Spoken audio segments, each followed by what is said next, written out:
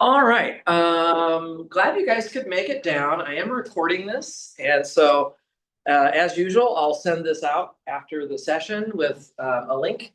If you need to leave early, or if you decide you just need to rewatch something because you're just not quite sure about it yet, you'll definitely be able to do that.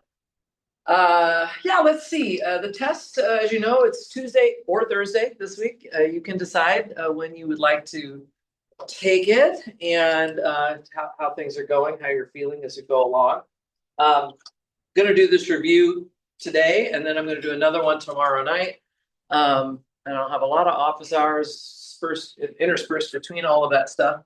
So hopefully you can get your questions answered and feel pretty good about it. I think my grader finished grading the homeworks. Just today, you should have gotten that last one back. So I will be dropping your two lowest homeworks. And I'm probably going to stop using the Canvas gradebook, and I'll start using my own spreadsheet because I need to set things up for that. But so you may not actually see that on Canvas. I'm probably not going to do that in Canvas. I'll do that on a Excel spreadsheet instead. But anyway, yeah. So everything is pretty much in the books now, except for this one last little thing of the final exam. I'm going to do mostly practice problems today. As with any other review session you've seen me do, I'm not in a hurry. I would love to have questions. I imagine if you have a question, there'll be somebody else who would be really happy if you would ask it, because they might have that same question. Don't feel silly about a question. I mean, especially, even if it's something easy, it might have been many weeks since we've actually been thinking about it. And so I don't mind at all if you want to put it back in my head. See, for me, everything is kind of just a blur. I've been doing this for a long time. So I forget sort of what's fresh and what's not fresh. Because for me, it's always fresh, all of it. So if there's something that I really should be reviewing more, that maybe I haven't realized has been not on the tip of people's minds lately, let me know and we'll do it. I do have some problems, some specific problems here to sort of guide us a little bit.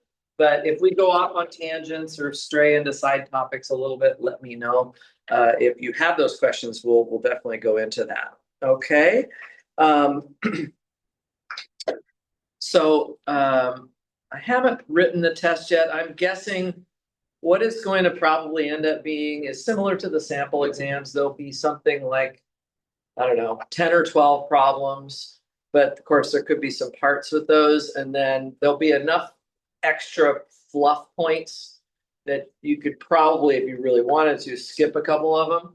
But I wouldn't recommend doing that. I would recommend solving everything and then getting as many points as you can that way. But there'll be extra points so that if there's something that you blank out on, it won't be the end of the world, right? So that's kind of what I'm seeing. I would expect it to be a fairly even coverage of the material. So, of course, the material builds on itself. So like the chapter 9 problems, they use a lot of the stuff from the earlier chapters as well. Are you goofing around on the computer there? Did they actually have that turned on? Is there some picture of myself or something? Oh, you're doing oh yeah. I knew that you could probably record me and like track my motions up here if you want to. You can be the videographer.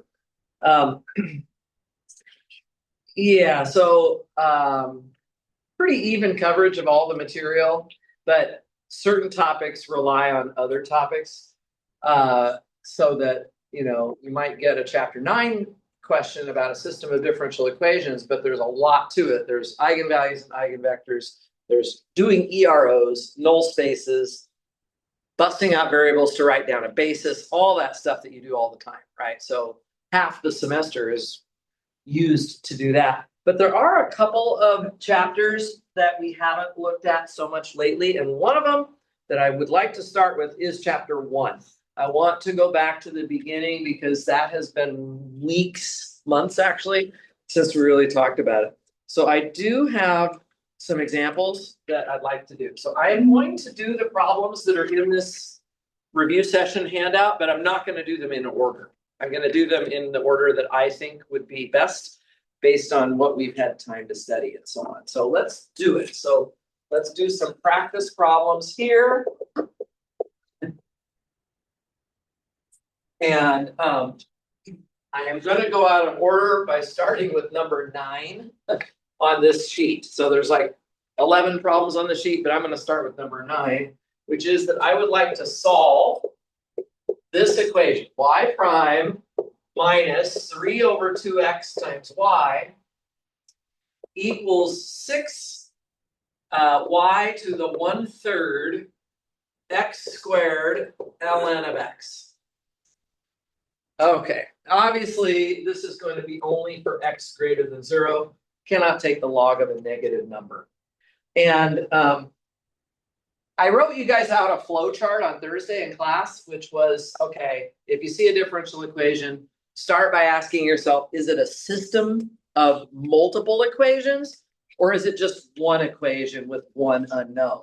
And here you see that the only unknown in this equation, the only thing we're taking the derivative of is y. That's a single function. It's one equation. So this is not a system of equations. This is a single equation.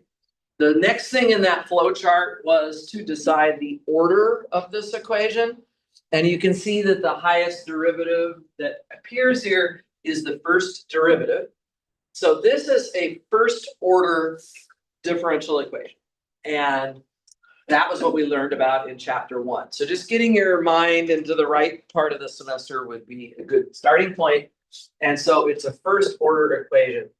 We learned about 4 different types of first order equations. We learned about separable equations, linear equations, Bernoulli equations, and then the homogeneous of degree 0 equations. Can anybody tell me which one this fits into? Yeah, this is a Bernoulli equation, and I want to remind you about the form of a Bernoulli equation. There's a few things we need to kind of semi-memorize for this. The form of a Bernoulli equation is the first one. So it looks like this kind of a shape, y prime plus p of x times y. And then on the right-hand side of the equal sign, we have q of x times y to the power of n. So one of the first things that you will want to do if you see a problem like this, after you tell me that it's Bernoulli, by the way, you should tell me everything that you know. So it's Bernoulli. The next thing I would want to know is, what is the value of n? Can somebody tell me from this problem what n would equal? It's just the power of the y on the right side, which is 1/3, exactly. And you need to know that almost immediately if you want to write down the change of variables. So remember that we solve Bernoulli equations by doing a change of variables, and the change of variables is this equation, which, guys, you do need to know it. U equals y to the 1 minus n. If you learn this, you're going to get 20% of the credit on this problem just for writing that down.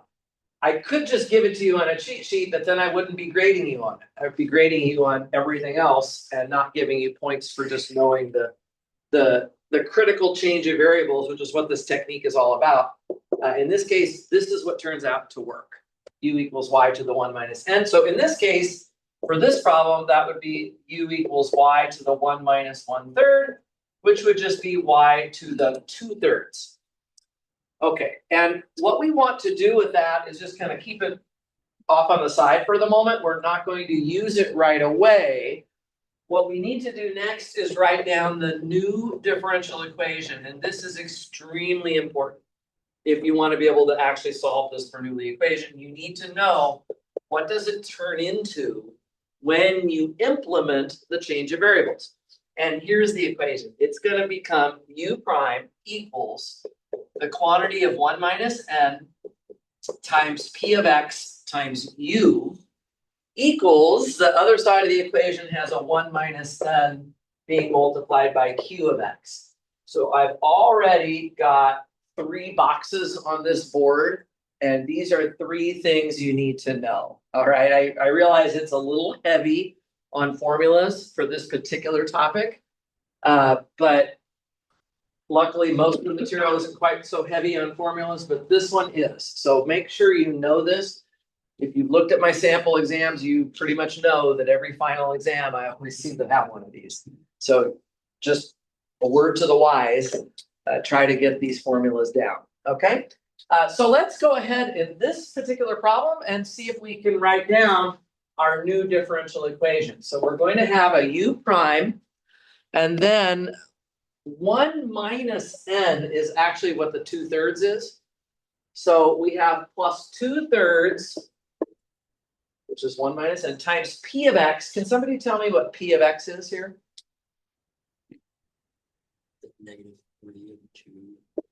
The negative 3 over 2x, and I'm really glad you said negative. A lot of people make this mistake that they don't include the minus into the p of x, but it is part of it because you can see in the generic notation, p of x has a plus in front of it. So this is really a plus, a negative of 3 over 2x. So we have to include that. So that's 1 minus n times p of x times u. And then on the right-hand side, we have the 1 minus n again is 2/3. And the q of x is everything on the right side except for the y to the n, y to the 1 minus n. So that would be 6x squared ln of x. Okay. So let's simplify that just a little bit if we could, so that we can have a nice equation to look at. The 2/3 and the 3/2 essentially just cancels. So it leaves me with a negative 1 over x times u on the left. And then on the right side, 2/3 of 6 is just 4. So we get 4x squared times the ln of x. Okay. What kind of differential equation does this end up being? It's always linear. So Bernoulli equations always turn into linear differential equations. Let me just remind you here the form of a linear equation. It's almost the same as the Bernoulli equation. So it's y prime plus p of x times y equals q of x. This is the generic form of a linear equation. The only difference between a linear and a Bernoulli equation is that the linear one does not have a power of y on the right side. In this case, there's no power of u on the right side. Yeah, and the way you solve this linear equation, we talked about this briefly on Thursday, is we have to use this so-called integrating factor. Yet another equation that we need to make sure we know. It's capital I. Does anybody know it already? Remember it? It's e to the power of the integral of px. Exactly. Yes, it's just e to the power of the integral of p of x dx. Right. So that's another one that deserves to be in a box. And so let's work out the integrating factor. Actually, before we work out the integrating factor, let me just remind you what you're going to do with all of this. When you have your linear differential equation and you find your integrating factor, the next thing you'll do is you'll come over here and you'll write down that you're going to take the product derivative of the integrating factor times the unknown function. And on the other side of the equal sign, the q of x that was originally there is now also multiplied by that integrating factor. So, of course, you could derive this again if you didn't remember it, but it would be just nicer if you just know this so you don't have to like even think about it too hard. And from here, solving for y won't be too hard. Okay. So let's go back to our example we're working through right now. I have my linear differential equation. So the next step is going to be to do the integrating factor. So for that, I have to take e to the power of the integral of, what is the p of x here on this one? Negative 1 over x. Negative 1 over x dx. Again, I want to emphasize the importance of that minus sign. So the negative, because this is negative right here, that goes into the p of x. All right, so this is e to the negative of the integral of 1 over x dx. What is the integral of 1 over x dx? ln. The natural log of X, yep, absolutely. Ordinarily, we would put absolute value bars on that, but X is already assumed positive, so we don't really need that here. So we'll just go ahead and throw that in there. I don't need a plus C on this integrating factor, so I'm ready to start simplifying this exponential right away. I would love to cancel the E with the ln, but as you know, I can't do it immediately. I first have to take that negative and throw it up as an exponent. And so you actually get x to that power. It's x to that -1 power. And so this is just 1 over x for your integrating factor. Okay, so we write that down, and then we can go straight into how to express the left side as a product rule. We take the integrating factor, which is 1 over x, we multiply it by the unknown function, but see at this moment in the problem, the unknown function is still u. So I have to put it as u. We take that with a derivative of that product. So it's going to be the derivative of the product of 1 over x times u. And then on the right side of the equation, I have to put whatever the q of x was times the integrating factor. So this is the q of x right here, guys. Right? That's the q of x. The right-hand side gets multiplied by I. So 4x squared ln of x gets cut down to just 4x ln of x. Like so. We're getting closer. Is everybody with me so far? So far, so good. Let me give myself a little more space here. Now I actually do have to integrate both sides. So on the left side, when I take the integral of that derivative, I just end up canceling the derivative off. It just becomes 1 over x times u. And then on the right side, I actually have to integrate 4x ln of x dx. Now the 4 can come out of that. But in terms of integrating x times ln of x, you're going to need to use your, well, unless you know it better than I do, you're going to need to use your table of integrals. It will be in the table. So this is something that would be in the table. Guys, you have to know, I'm not going to give you something to integrate that you can't do reasonably well. On the third midterm, you know, you had to integrate some powers of x. That was all there ever was, right? This would be reasonable. Using the table, it would be reasonable at least. And I am just going to tell you what it is. It turns out to be the integral of x ln of x dx is 1/2 x ln of x, no, x squared ln of x, sorry. And then minus 1/4 x squared. And here we do need to put the plus c on the end of it. So I'm taking that from the table.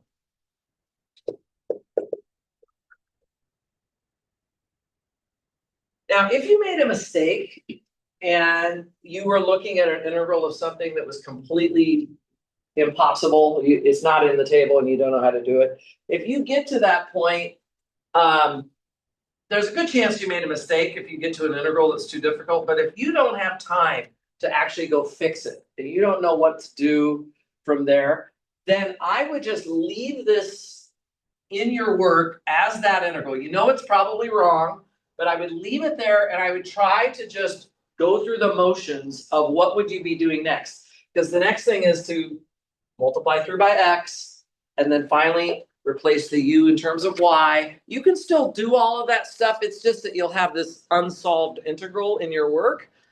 But if you do all of that, then the only thing I have to dock you for is not getting the integral right. And you can know for sure that I'm not going to be docking you a lot for that, because that's really not what this class is about. So that we're not here to focus on the integration techniques so much. So just try to be smart about that, guys, because it is possible if you just miscopied a minus as a plus somewhere over here, and you had done all this work, you might have the wrong integrating factor, which could lead you to the wrong thing here. And that can be a very innocent mistake. It's not that you don't know the material, right? It's just you miscopied some little plus or minus sign, and excuse me, and ended up with an integral that was crazy. And then you're like, oh gosh, I don't know what to do. Well, you don't want to let that suck you down, right? Just, first of all, don't spend too much time on something that's not a 250B thing.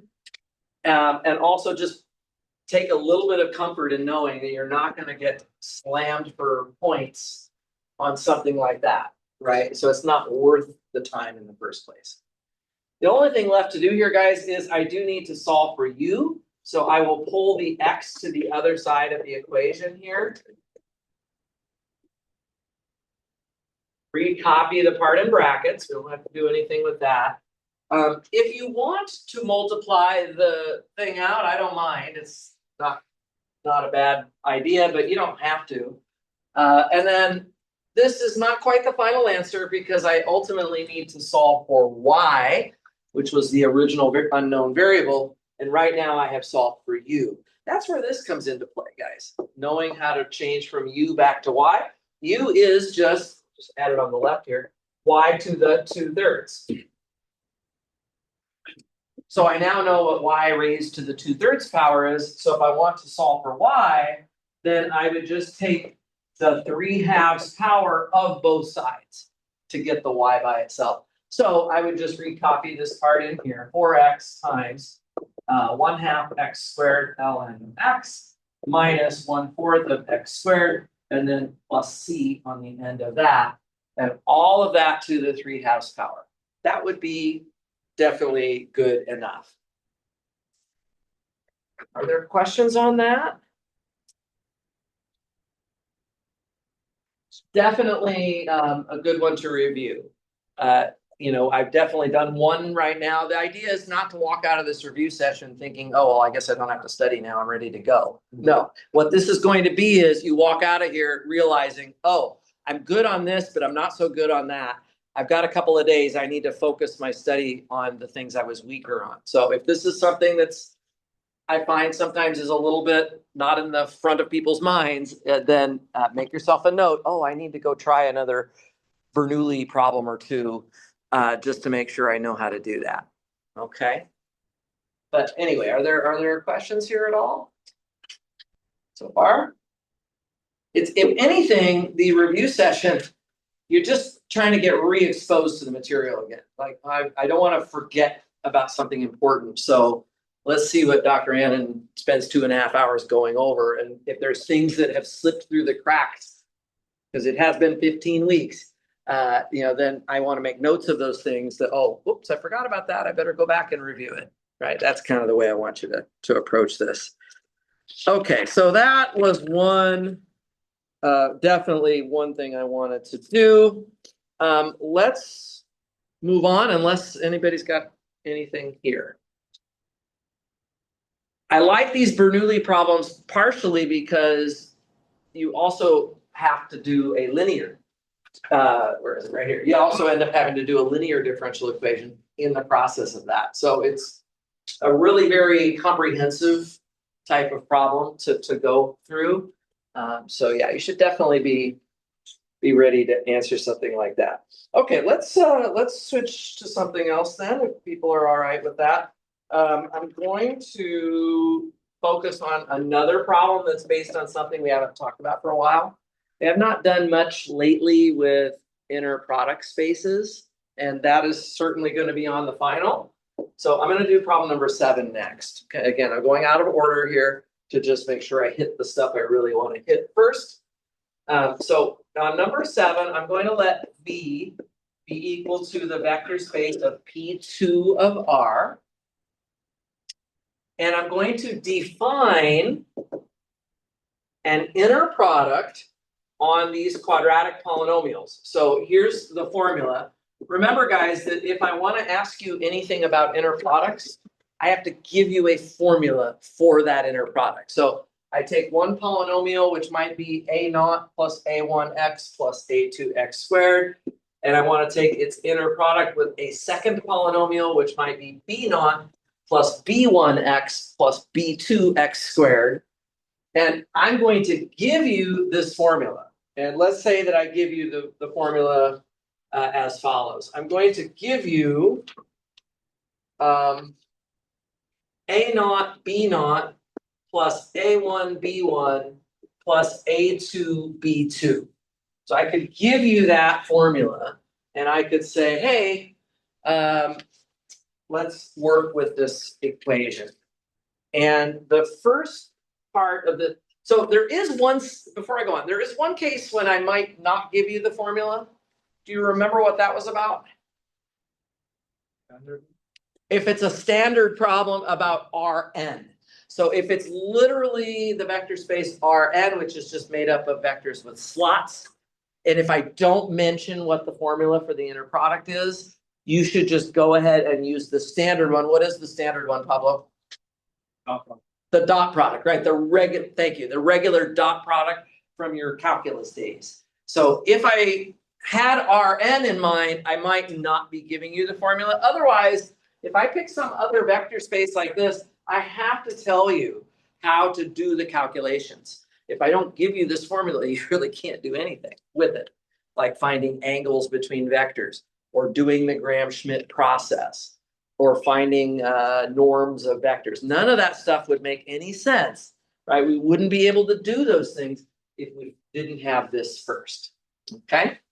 So anyway, so that's my job to make sure I give you the appropriate information that you need. But I might start off with part A and ask you to show that this is a valid inner product. So show that this is a valid inner product on V. And that involves knowing the definition of an inner product, which we haven't talked about since October or so. There are 4 axioms of an inner product that have to be verified. It's unlikely I'll actually ask you to check all of them on a midterm that's kind of got a limited amount of time, but you should know these axioms in case I do ask you about them. So let me write them down first of all for you. Before we actually solve the problem, I'm just going to remind you about these axioms of an inner product. The first one is that if you take the inner product of a vector with itself, which of course you could do, then you're going to get a number, but you cannot get a negative number when you're taking the inner product of the vector with itself. So it should be greater than or equal to 0, and it would equal 0 only if you were talking about the 0 vector v in the first place. So it would have to have been the 0 vector. Otherwise, the answer has to be strictly positive. One way to kind of make sure you don't forget about this is that later on, we have this concept of the norm of a vector. And the formula for the norm of a vector is that you take the square root of the inner product of the vector with itself. Well, if that was a negative number underneath that square root, then you would be having to be talking about complex inner product spaces. You'd have imaginary numbers there, which we didn't do. We didn't talk about that. It is possible to do it, but we didn't do it this semester, so you don't have to worry about that. Anyway, so that's the first axiom. The second axiom is if we take 2 vectors, let's say v and w, the inner product of v and w should agree with the inner product of w with v. Okay, so the order in which the 2 vectors are placed into that inner product does not matter. The third axiom is the one that deals with scalar multiples in the first slot. So if I have a scalar k times v, inner product with w, so if we take the inner product of kv with w, we have to be able to pull the k out of it, completely out of it in front.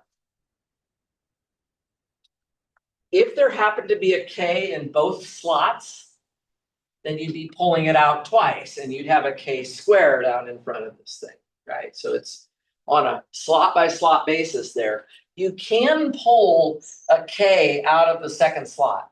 It's not what this axiom says, but we learned during the semester that by switching the order of the 2 vectors using the second axiom, you actually could put yourself in a position to be able to extract constants from either slot, not just the first one. So that's another axiom. And then the fourth axiom, the last one, is dealing with addition. And it just says that if I take V1 and I add that to V2 and perform its inner product with W, well, that should be the same thing as the inner product of V1 with W plus the inner product of V2 with W. So you can split up addition. And again, that also works in the second slot, but it doesn't need to be written as a separate axiom. Okay, everybody comfortable with that? Does that look familiar? It's been a little while, but that's certainly something we want to know. Okay, so let's check those axioms, at least some of them. I don't know if I'm going to do all four of them, but I just want to give you the spirit of how you would write something like that up, because, you know, this is certainly something that I could ask you about. We've done it before, so I could certainly ask you about this one. So let's look at that first axiom for this problem. And remember, if at any point one of these axioms does not work, then it's game over. It's not a valid inner product, and we can kind of forget it and move on. Actually, in that case, if it's not a valid inner product, then you can't do anything with it. That would kind of be the end of the question. There'd be nothing else you could do. You couldn't do angles, you couldn't do magnitudes, you couldn't do the Gram-Schmidt process, couldn't do anything else.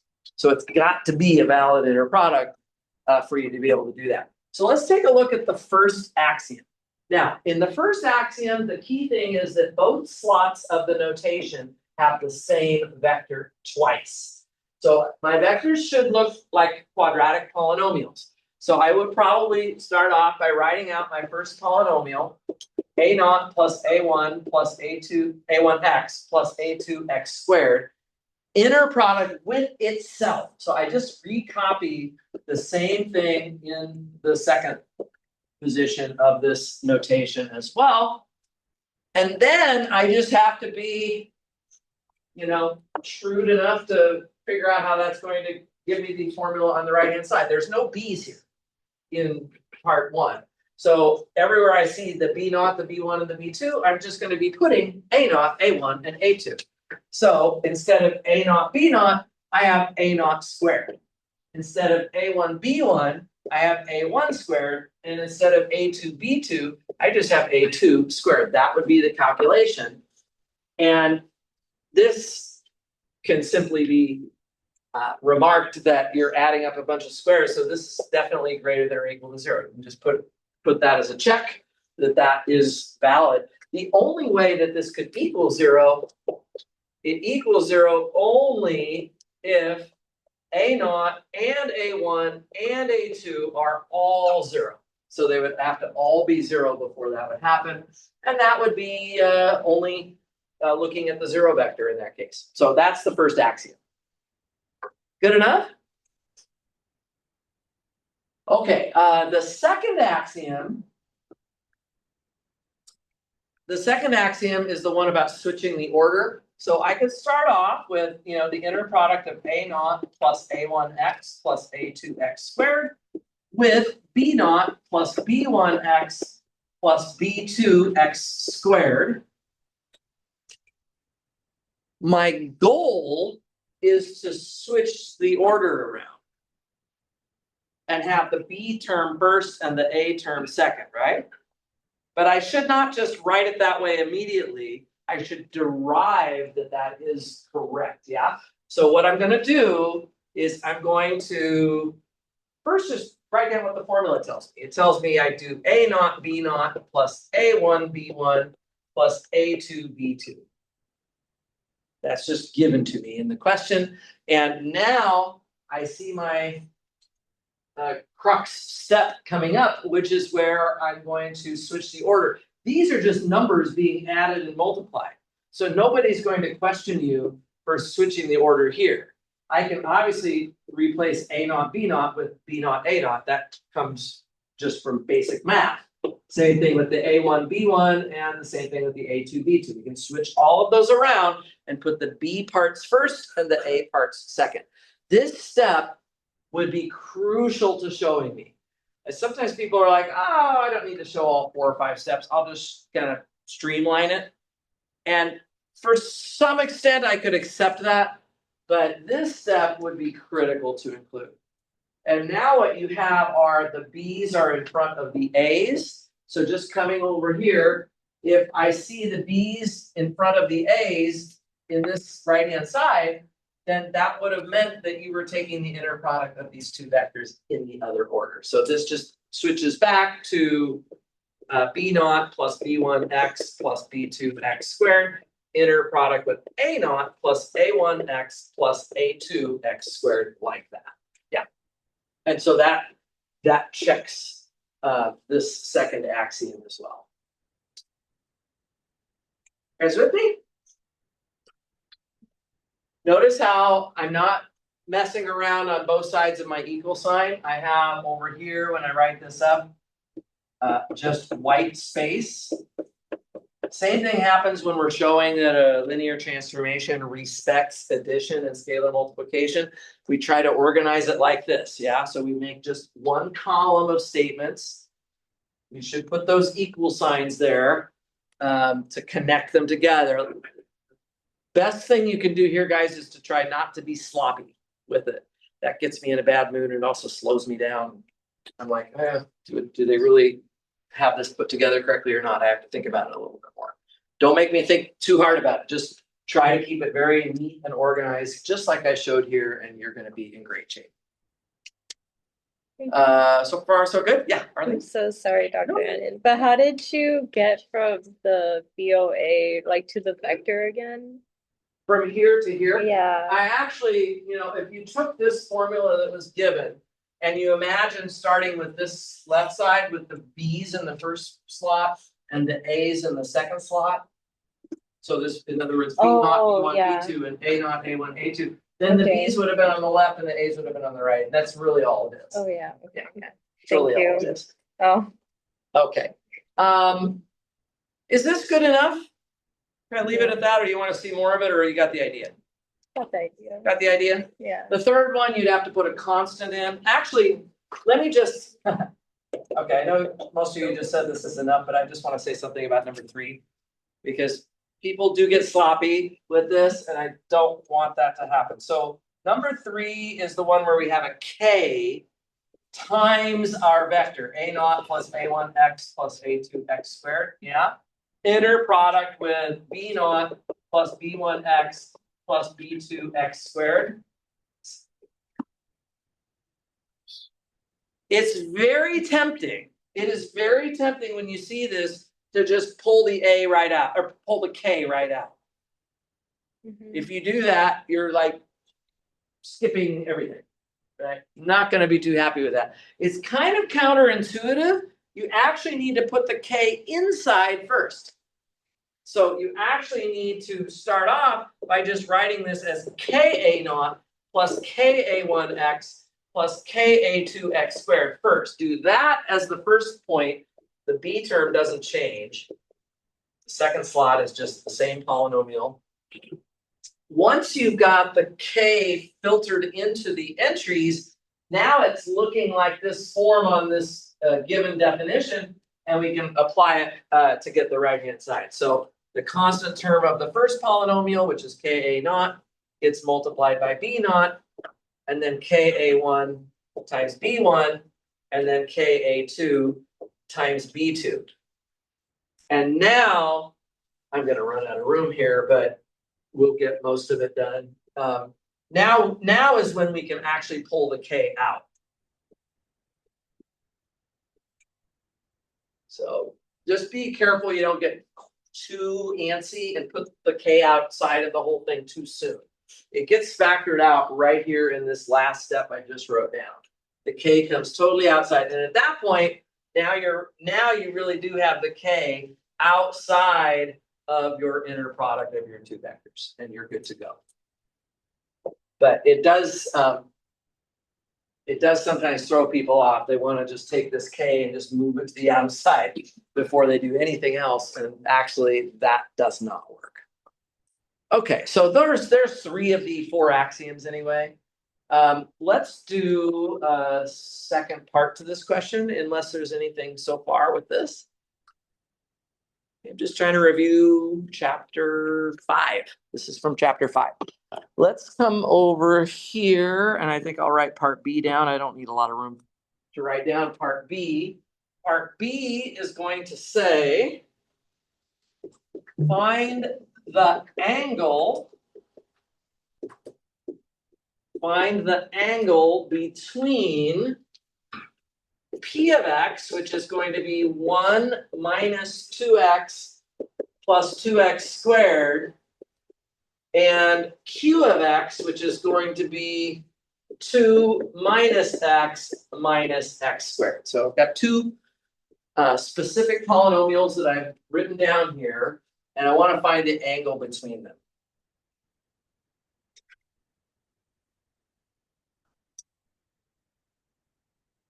Okay, so these are both quadratic polynomials, and of course we're doing this in the context of this inner product.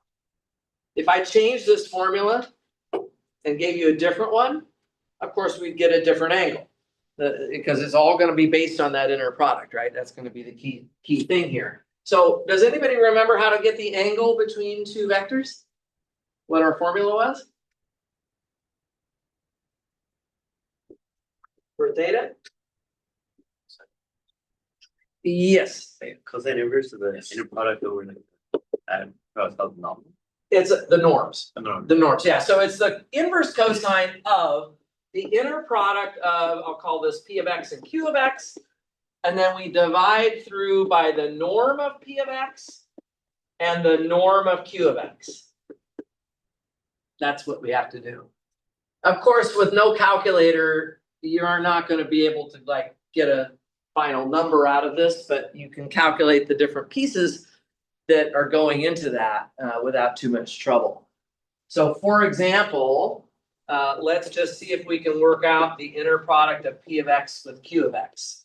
So I'm going to start doing the calculation of the things we have to find in order to finish our work here.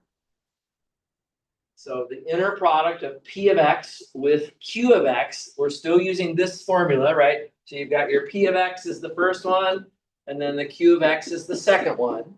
So we're just going through and we're doing this formula. So A naught, B naught, that would be 1 times 2, which is 2, plus A1, B1, which is -2 times -1, which is also 2, plus A2, B2, which is actually -2. So that comes out to 2. So A naught, B naught, plus A1, B1, plus A2, B2. It actually looks just like a dot product, to be honest with you. It's not technically a dot product as we know it, because dot products are for vectors with slots in them. But this is kind of the same type of thing. Everybody comfortable with this? Again, guys, please don't hesitate to ask questions, because this is a good time to do it. This is a review session. I'm in no rush here. I have to use, this is why it's so important that they give us the formula for the inner product. If they didn't give us this, if they did not give us this inner product formula, we would not know how to find these numbers. So it makes sense that that has to be there. Let's work out the norms of our 2 polynomials. We okay over here? Okay, yep, all right. So let's do the norms of the 2 polynomials that we have in front of us. So the norm of P of X, we're going to need to know this value. So I've got my norm equation up here. Let's make sure that we know this on Tuesday or Thursday, guys. It's the square root of the inner product of P of X with itself. And so that would be the square root of the inner product of, here's my P of X. I have to just dot this with itself using the formula. So 1 times 1 plus -2 times -2 plus 2 times 2. So that's actually 1 plus 4 plus 4, it adds up to 9. And so the square root of 9 is 3. So my norm of P of X would just be 3. Right. Okay, and then I'm gonna do a similar thing for Q of X. I need the norm of Q of X as well. Again, we'll take the square root of the inner product of Q of X with itself. So again, there'll be a square root, but what is going inside of that square root? I take the inner product of Q of X with Q of X. So that's 2 times 2 plus -1 times -1 plus -1 times -1. That's 4 plus 1 plus 1. That's a 6 underneath that radical. Right. Okay, so from there, we should be able to write down what the theta is. Or at least the argument of this theta inside of this arc cosine. So theta is the arc cosine of the following thing. We put the inner product of the two vectors on top, and then on the bottom, we just put the norms multiplied together. So 3 times the square root of 6. You could leave it like that. No need to simplify it, even if you thought you could do that. Did you guys have teachers in high school that didn't like square roots on the bottoms of fractions? Yeah. I don't know what their problem is. Go back to those people, show them your math professor here. You're gonna have a video. Show, oh, he left the answer like that. See if I get points taken. Anyway, I don't have a problem with it. Awesome. Okay, and then I have one more part to this question, unless anybody's got a question here. Yeah, Robin? For part A. Yeah. I was just wondering, we didn't do the fourth axiom. Yeah, I just didn't do it because I was getting tired of it. But like for like purpose of like solving the question, do we need to do every axiom? You would need, if it says show that it's a valid inner product, you would need to do every axiom. Right. Exactly. If it fails on the fourth one, then. If anything fails, it's game over. It's not a valid inner product. Yeah, and I might even just say pick 2 of the axioms, your favorite axioms, and just do them. The fourth one takes more writing because it's longer. So, but yeah, I could give you a choice. Write down any 2 axioms and verify them. That would be maybe a better question than go through all 4 of them. But yeah, I don't know. I haven't written the test yet, guys. I don't know what I'm gonna think about. We'll have to see. Okay, so I do have one more part to this question though, which is the following. I'm gonna put it over here, part C.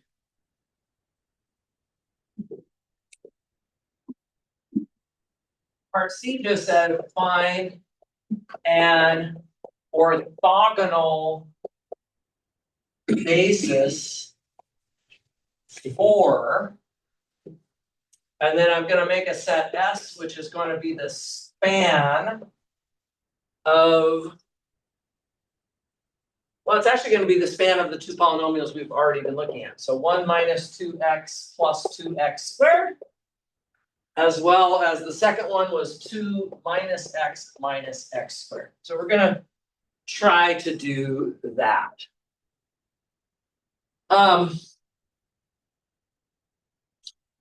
So we need to end up with a basis, and then we want the vectors to be orthogonal. Are these 2 vectors orthogonal to begin with?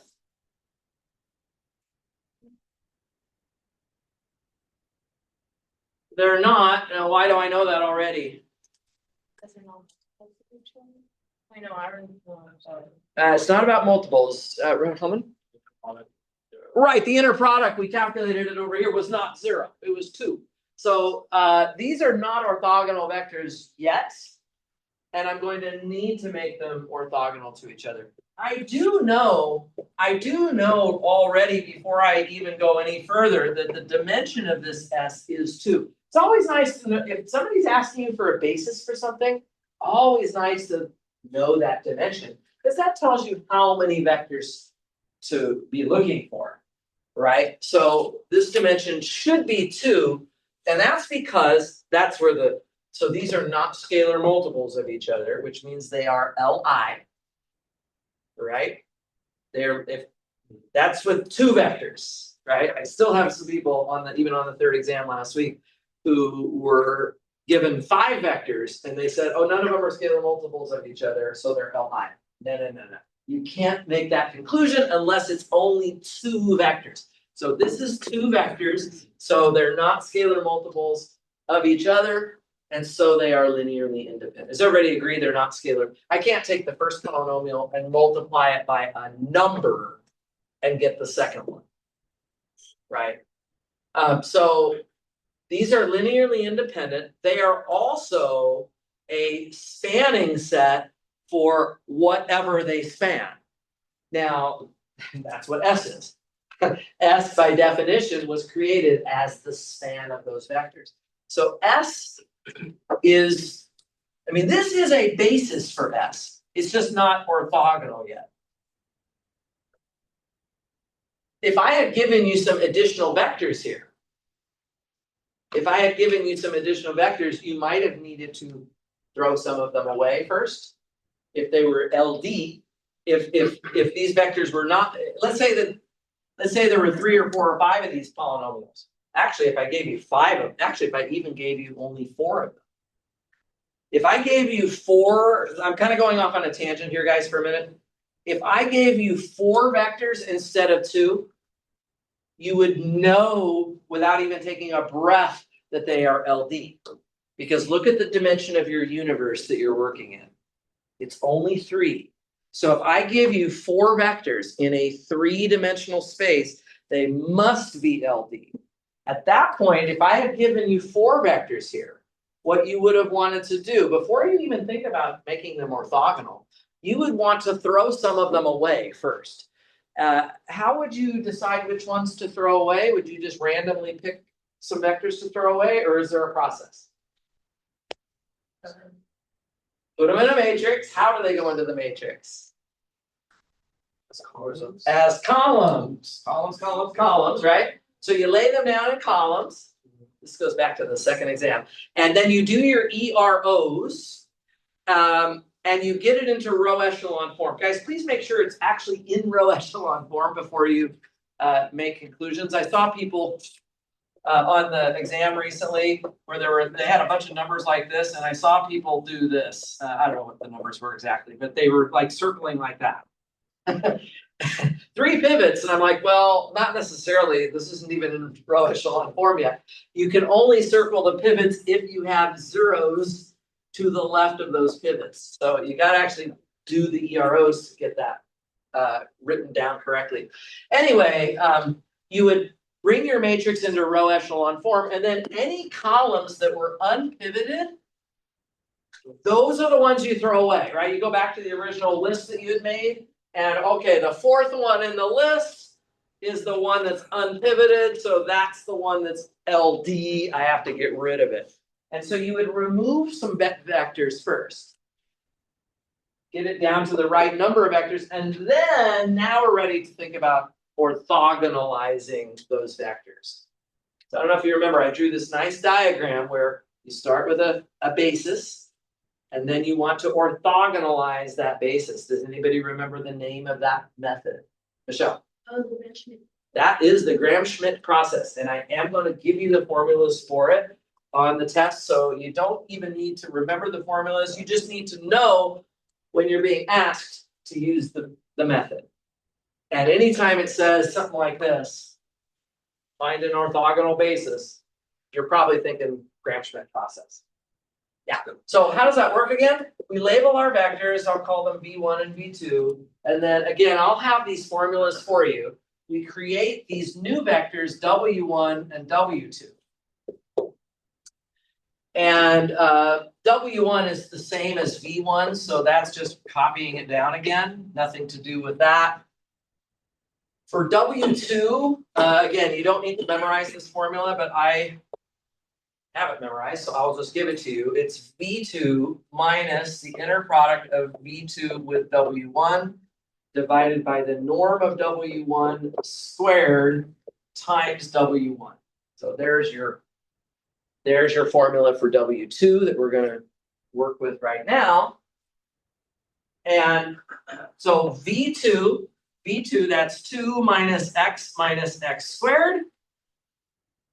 And then I have to subtract some fraction here. It's some fraction. I'll come back in a minute and fill that in. And then it'll be times W1, and W1 we've already written down. 1 minus 2x plus 2x squared. So we just have to get the numbers into that fraction correctly, and then we'll be good to go. The numerator is the inner product of V2 with W1. Actually, V2 and W1 is the same as V2 and V1. It's actually the original polynomials that we already found the inner product for earlier. Yeah, so the inner product, it was just the P of x and the Q of x that we wrote down earlier. That is simply a 2. And then we have to divide by the norm of W1 squared. This W1 is just the P of x. I'm probably, oh, it's right here. Yeah, it's just the P of x from right here. It's the same exact polynomial. So what is the norm of P of x? We did that already. It was 3, but be careful, we're squaring that norm here, so we have to put 9 on the bottom. So that would be it. If you left it like that and did not clean it up and you just called that your W2, I would probably give you full credit for that. It technically is pretty easy to simplify, but yeah, it wouldn't be the biggest deal in the world. I think it turns out to be, so you can write it as a nice quadratic polynomial again. Negative 13/9. What else did I have here? Probably figure this out easily enough. This is number 7. No, in my solution, I didn't even clean it up. I must really not think it's necessary. Yeah, so it would be something.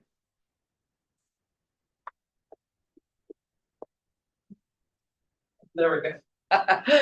Yeah, not gonna worry about that. Not gonna worry about that too much. Okay. Good enough. Questions there? So that was a nice quick review of the Gram-Schmidt process. Yeah, Michelle? I know they didn't ask for it, but could you go over making it into an orthogonal?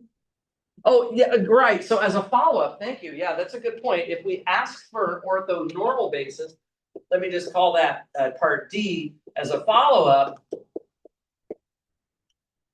Find an orthonormal basis for S.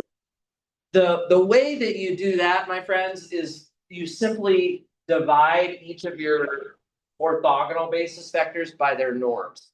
So it would just be taking the W1, 1 minus 2x plus 2x squared, and dividing it by its norm. Now the norm of that one, that was the P of x, was just 3.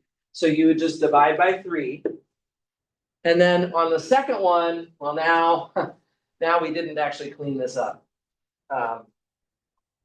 We would have to work this out to have an actual quadratic polynomial whose norm that we could have, but it would just be whatever the W2 was divided by the norm of that W2. So technically we would have to figure that out. Yeah, so that's how that would go. Can I just leave it at that? Is that good enough? Yeah, but do read the questions carefully. I think on the midterm, I was only asking about orthogonal vectors, so maybe I'm due to stretch it one more step and ask you to normalize those vectors. That is certainly, in some real world applications, you really want to have a normalized basis for whatever you're working with. Okay, so far, are we hanging in there all right? Okay, I'd like to do another problem. I've done number 9, I've done number 7. I've decided that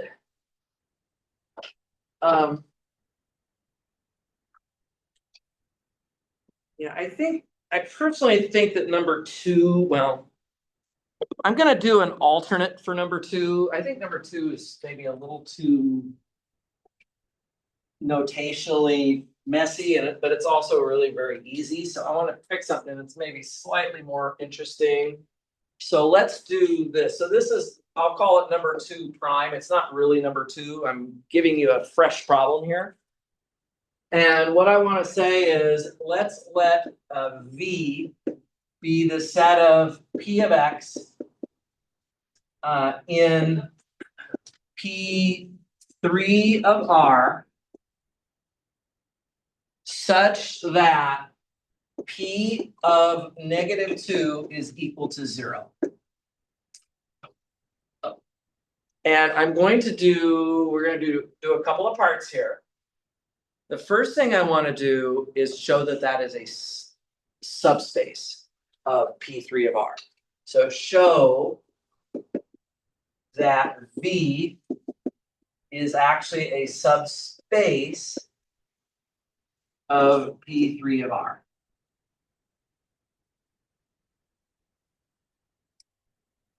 It's been a while since we've written some of these kind of problems down, so let's see how this would go. Can somebody remind me what I'm going to need to do here to show that I have a subspace?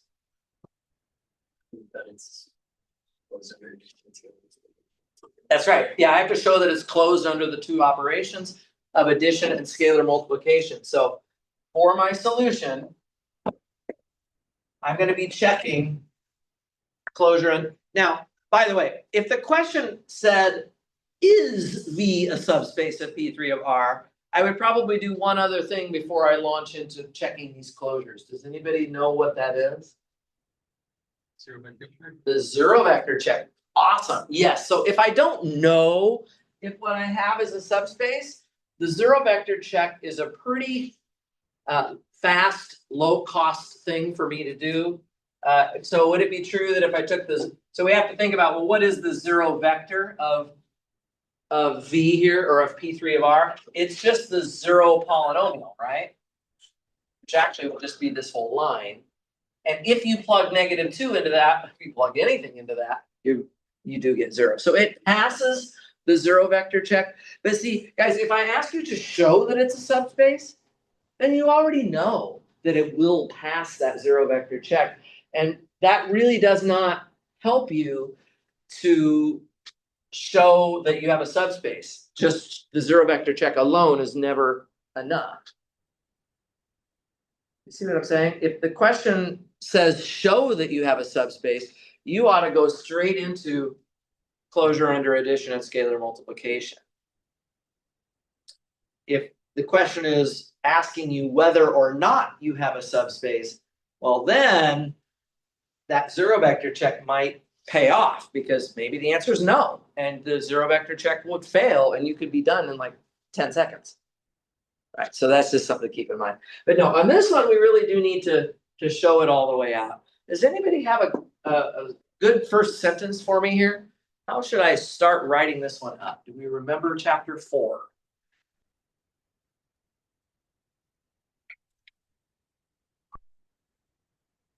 We have to take 2 vectors that are in V, and after we've grabbed them, we're going to add them together and see if the result is still in V or not.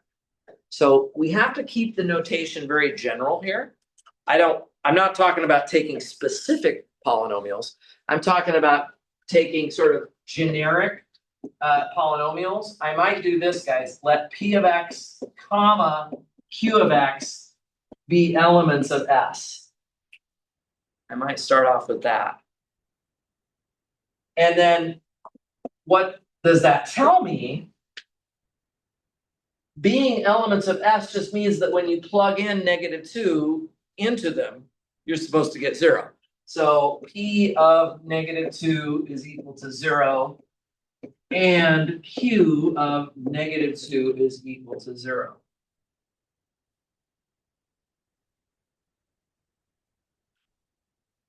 Some of you might be wondering, well, why am I not writing out, ax cubed plus bx squared plus cx plus d? This is just supposed to be a cubic polynomial. Good point, but since I'm just doing this abstract verification of closure under the operations, if we can do it kind of on this more abstract level, it's a lot less writing. It's not nearly as notationally messy.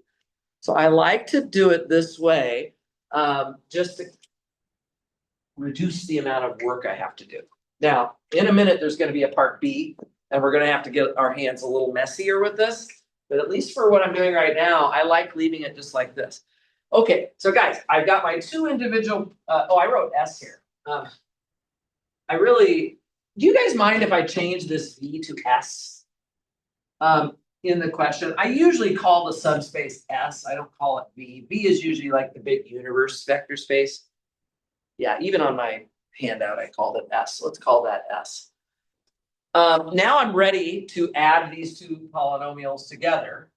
So I'm going to take P and Q and I'm going to add them together. And what do you suppose I'm going to do with that? I want to find out if it lives in S still.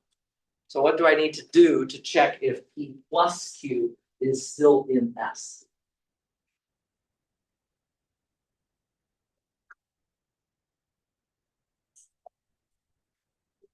We had 0 plus 0, or we like. We might get there eventually, yeah, but the first thing before I can get the 0 and the 0 in there is what do I have to do with this P plus Q? Michelle? Separate. And I would love to separate them, but again, it's a little too soon. The very first thing, Pablo? Write them in their general form so that we can prove that they're closed under addition. This is as general as I'm gonna get. Just gonna leave them like P and Q. Yeah. But if I wanna test if this is in S, what's the deciding factor? The deciding factor is, well, when I plug in -2 into this thing, do I get 0? I need to evaluate this at -2. I have to plug in, that's what's happening on the right-hand side here, right? You're taking any polynomial, you're plugging in -2. Now, we want this to equal 0. But if you write equals 0 immediately, you're kind of jumping past all of the work that has to be done.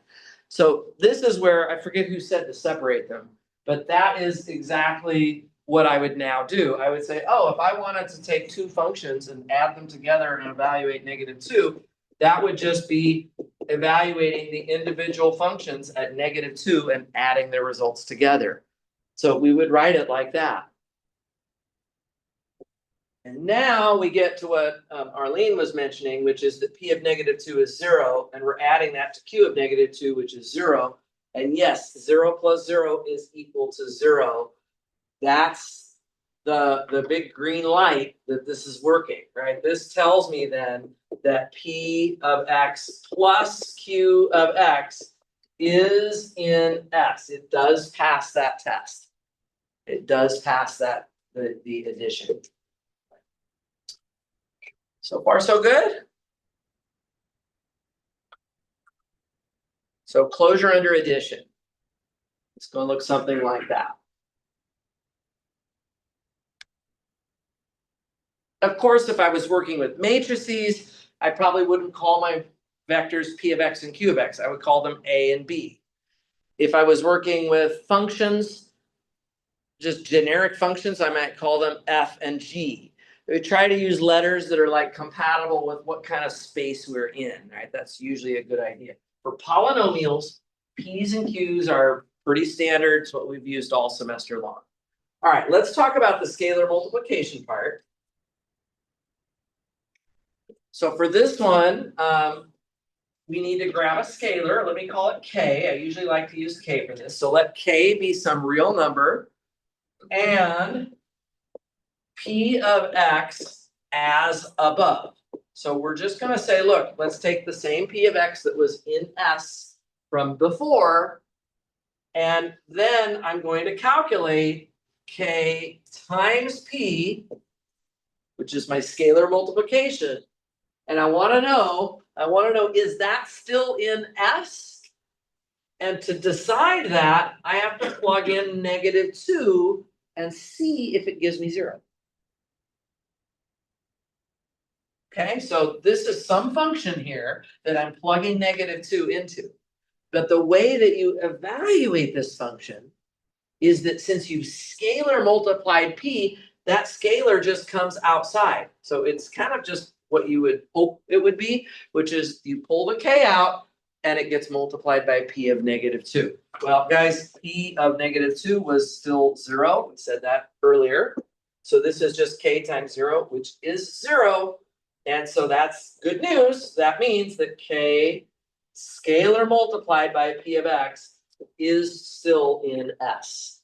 It is still in S. So there's your two steps, your two-step process. Any questions on that part?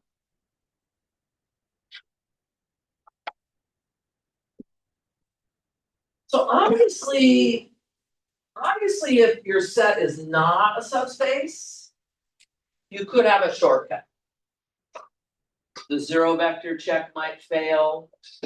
Or maybe you do the closure under addition and it fails right away. Well, then you can stop. You don't have to keep going. So when the answer is no, you don't have a subspace, a lot of times it's less work. And the other thing about the answer being no is that you could find just one specific example. And that would be good enough. You wouldn't have to like do this generic P and Q business. You could just give me one specific example of something that failed, which is, more concrete, right? It's a little easier usually. It's not quite so abstract. When the answer is yes, do we have any shortcuts? We obviously didn't take one here, but would there be any situation where you'd be able to like say, oh, yes, that's definitely a subspace? Pablo. A basis, like utilizing the basis span and Basis and span and linear and all that stuff does not come into the conversation until we have a subspace. So if I don't have a subspace, then I'm not going to have a basis. I'm not going to have a dimension. I'm not going to have a spanning set. None of that. So I'm still standing on the starting gate with a set of vectors that I would like to show is a subspace. There was no shortcut over here. We went through all of the motions of closure under addition and scalar multiplication. What I'm asking you is, would there be any scenario where a shortcut could be used? Holman?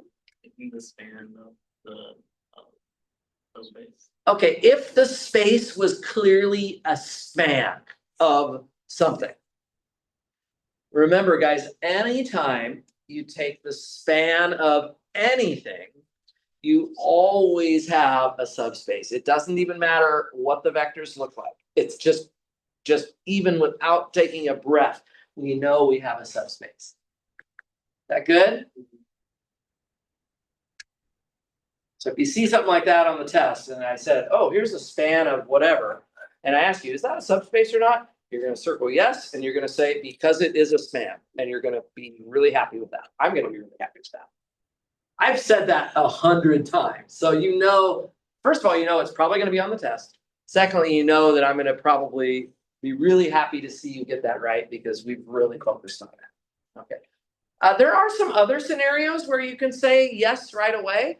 Anytime you have a null space, a row space, a column space, anything like that, those are all subspaces. Of course, that relies on having a matrix around. Here we don't have any matrix in front of us, so we're not thinking about null spaces, row spaces, and column spaces here.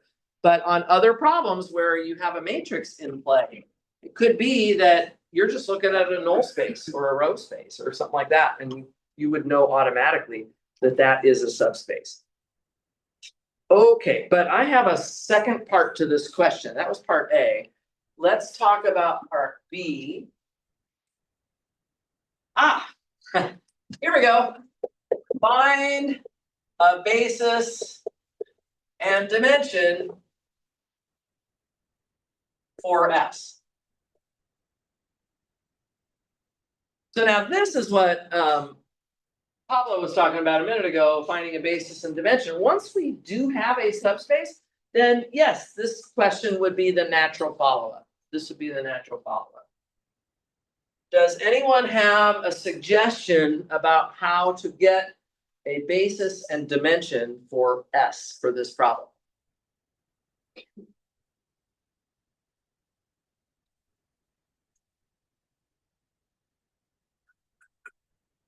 Can we look at the dimension of P3?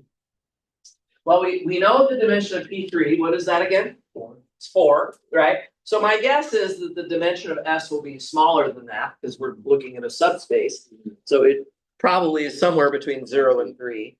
But if I really want to pin it down, figure it out, what do I actually have to do here? Anybody remember this one?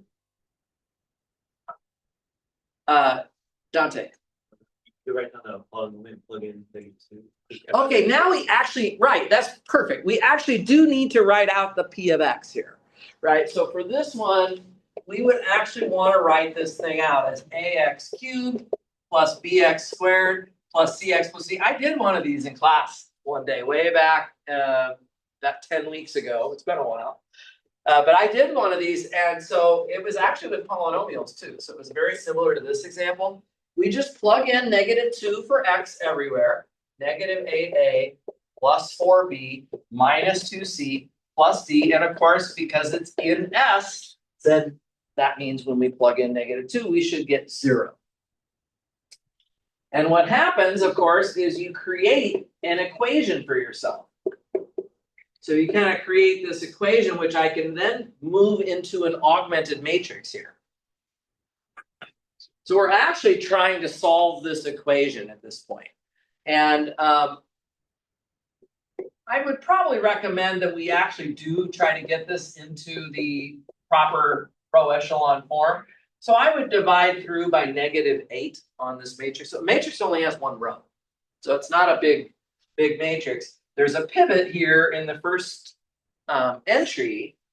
And remember that my unknowns are just those coefficients in that polynomial. So you've got A, B, C, and D lining up with those entries. And what you see here, guys, is that B, C, and D, they are all free variables. So they can be anything you want. The only variable that's sort of stuck is the A variable. And I can solve for A if I just write, I'm going to go ahead and write down the equation again for what we have. We have A minus 1/2 of B plus 1/4 of C minus 1/8 of D. And all of that's equal to 0. So if I solve that for A is going to be 1/2 of B minus 1/4 of C plus 1/8 of D. It's going to look sort of like that. And I can take that A and then stick it back in for the P of X here.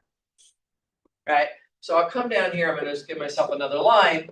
So for the P of X now, I can put in what I just found for A. 1/2 B minus 1/4 C plus 1/8 D. That whole thing is times X cubed. And then there's a bx squared, and then there's a cx, and then there's a d.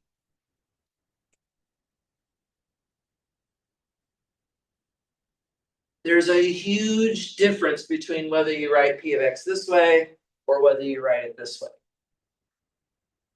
I've seen people just write this down and call that their form, and didn't really incorporate the P of -2 equals 0 at all.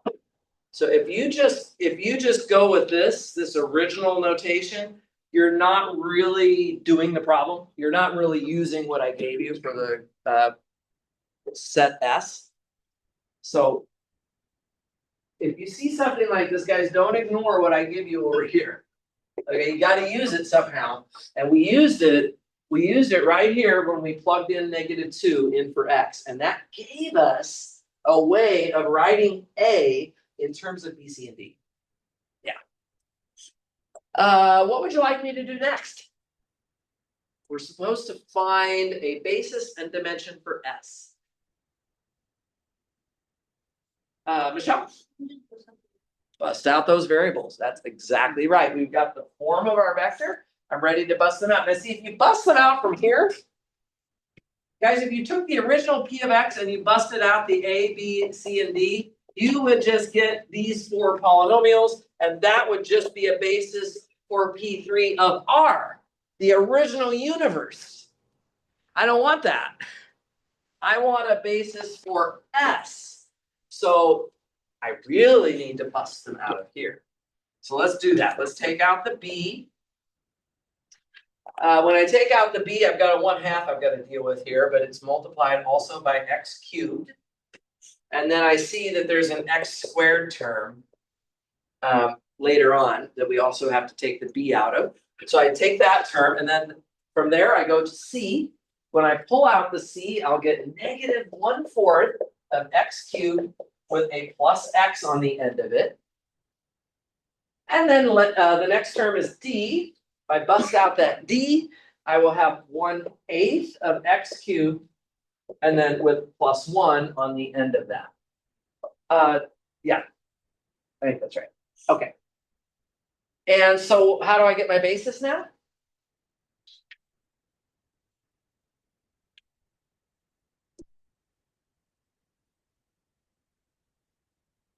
We're almost there. So there's this 3-step process that we did in chapter 4. The first one was write down the form of your vectors. So we did here. Second step was bust out the variables. That's what I did right here. And the third step was rewriting what now? Like The the rewriting it so that it's just the 1/2 x cubed plus x squared comma. Okay, exactly. I forgot what it's called. I know you forgot what it's called, and it's totally okay. You're doing the right process, which is that you just make a list of the vectors that are left over here. After you've busted out those variables, you just turn it into a set and you list out your vectors. 1/2 x cubed plus x squared, right? Comma, negative 1/4 x cubed plus x, comma, 1/8 of x cubed plus 1. And that is your list of vectors. Okay. And what would be the dimension then, by the way, the dimension? There's just 3 vectors there, right? So this is your basis. So guys, if I give you a set and then I ask you for the dimension of it, something like this, I'm basically handing you a softball. It's an easy point. So you just count how many vectors are in the list, write it down. Okay, not a whole lot of extra work. Now I should mention this is not the only correct basis. I could have other bases. Of course, they would all have 3 vectors in them. That was one thing we learned, is that a basis must always agree about how many vectors are in that basis. But there could be other correct answers. Just to give you one idea how another answer could come up. If you, instead of solving for A, which is what I did right here, if you solved for D instead, or for C, or for B, you would get a different form of P of X. It wouldn't look exactly like this, but you'd get something that would work. It would work. And then busting out the variables, you would get different polynomials at that point. However, having said that, I do not recommend solving for D or solving for C or solving for B. You should solve for A. The reason being, we spent the entire semester learning that the pivoted variables are written in terms of the free ones. So if you take something like this and then you decide to go solve for D instead, then you're kind of going against the grain of the way we've learned how to do all these problems. And that is much more likely to confuse you than doing all these problems the same way. I don't want anybody to get confused. So try your best to solve for the leading variables in terms of the free ones, not any other way around. Is that good enough? Does that make sense? What if I challenged you on whether these were actually Li? Sorry? Yes, well, you could use the Wronskian to test these for linear independence. I realize we only learned about the Wronskian kind of more recently in the context of differential equations, but actually that Wronskian would have been something we could use here as well. Now, if this was a list of 3 calculus functions, or if it was, well, no, not calculus, sorry. If this was a list of 3 matrices, I don't know how to take a Wronskian and put matrices into the matrix. That doesn't make sense. These are polynomials and you could do the W test on them. So you could just come in here and say, well, I'll write down. So remember what we use this W for. It's to test for linear independence. So we could do that test right here. And I'm kind of going off script here to just kind of briefly mention this. The thing you would need to do is take derivatives down the matrix. You keep doing that until it is a square size matrix, right? So the first derivative would give you here 3/2 x squared plus 2x. This one would give you -3/4 x squared plus 1. And this one would give you 3/8 of x squared. And then you'd have to take another one. So this would turn into 3x plus 2. This one would turn into -3/2 x. And this one would turn into 3/4 of x. I think I did that right. And what do you want to do once you write down the Wronskian as a matrix? What's the next thing to do?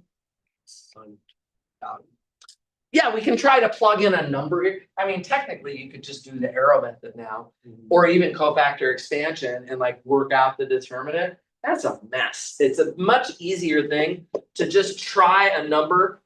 I would probably just try 0, although I don't know if that's going to work. Yeah. The issue is if you get 0 out of the answer here, then you have to go back and try a different value of x. Remember that? So you're trying to show that there is a value of x that gives you a non-zero Wronskian. So you can try one as a gamble. Try to put in 0 everywhere you see an x. This matrix is going to be filled with a lot of zeros. But I can try it. I think this is it. Oh, how wonderful is that? Yeah, this would be a non-zero determinant. This would be a determinant of -2. Right? So if you do your arrow method properly, the main diagonal is this one. These numbers are occurring on the off diagonal or on the opposite diagonal. So they actually get subtracted when you do the determinant. But the point is it's not 0. So it passes the W test. And so the vectors are Li. I might not ask you for that. If I just say find a basis and you write this down, I'll be good with that. We can't state just off the basis alone, we can't state that it's Li. Because they're not Scalar multiples. Only if it was 2-dimensional, then. Right, if there were only 2 vectors listed up there, you could just say, hey, they're obviously by glancing at it, they're not scalar multiples, so they're Li. As soon as I give you 3 or more vectors, this has been a common theme in this class. Anytime you have 3 or more vectors, linear independence becomes a bit more of a chore. We actually have to either use the Wronskian. There would actually be other ways of doing it. We could build linear combinations of these, set them equal to 0, and show that all of the coefficients have to be 0. That's kind of going back to the definition of linear independence. So there would be multiple ways to do it. But anyway, the Wronskian is definitely a good tool to be familiar with. Okay, everybody doing okay? Nice. Let me see what else I want to cover.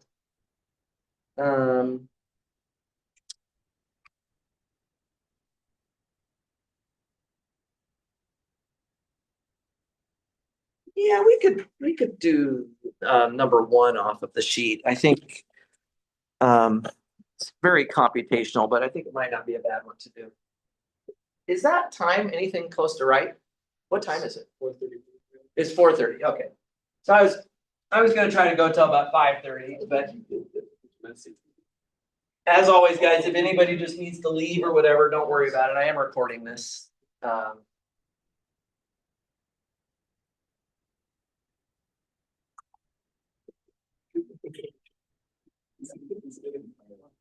Okay, let's try the first one on the sheet here. Number 1. Let's solve x prime equals -x plus 2y plus 54t e to the 3t. And y prime equals negative 2x plus 4y plus 9e to the 3t. We'll take this as an example. And they're asking us to solve this. Is this differential equations or is it linear algebra? Actually, everything is tied together. If I've done my job right in this class, I've tried to make you aware that sort of these two subjects are like always present with each other. But does it look like we're solving differential equations here, or does it look like we're doing something that's more traditional linear algebra? I see the derivatives, don't I? Right, the derivatives. So this is about differential equations. Is it one differential equation or is it a system of differential equations? System. It is a system. Awesome. Is it a homogeneous system or a non-homogeneous system? Non-homogeneous because It's not equal to 0. the difference between homogeneous and non-homogeneous, the homogeneous system looks like that. The non-homogeneous system looks like ax plus b on the right side. So in this case, do I have a plus b or not? That's what this part is. That is a plus b. This is a non-homogeneous system because of that extra term on the right-hand side of both of these. So we have actually, guys, a non-homogeneous system here. Do you know how to solve it? I've pretty much already guaranteed I'm going to put one of these on your test. So this is what we just learned last week. So I'm just going to remind you that basically this is x prime equals ax plus b, and we have a is equal to -1 and 2 and -2 and 4. It's a little 2 by 2 coefficient matrix. And then the b vector, let's see, the b vector is just the part that's tacked on at the far right. So I'll have a 54t e to the 3t, and then on the bottom slot 9 e to the 3t. So it would look like so. And so yeah, this is one of these non-homogeneous linear systems.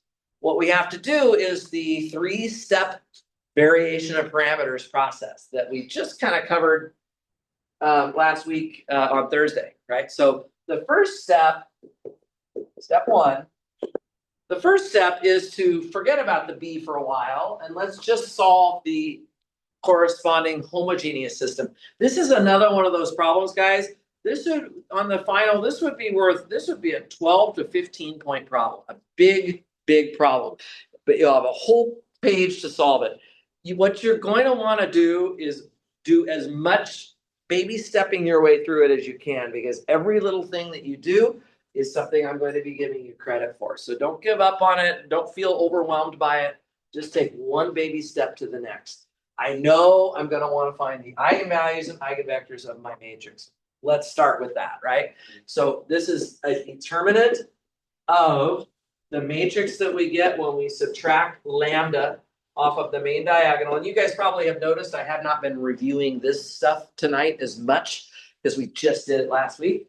But since this is a new step 2 that we have to learn, I thought maybe doing one of these would be good. Here I have a 2 by 2 determinant, and the formula for the determinant of that 2 by 2 would be -1 minus lambda times 4 minus lambda, and then plus 4. And I have to multiply that out and kind of try to get it simplified a little bit. I can see that I have a lambda squared here, and then I have a plus lambda and a minus 4 lambda, which comes out to a net total of -3 lambda. And then I actually have a -4 and a +4 that cancel. So that's it. We can factor a lambda out of that one actually, so we don't need to really work too hard. And we get lambda equals 0 and 3.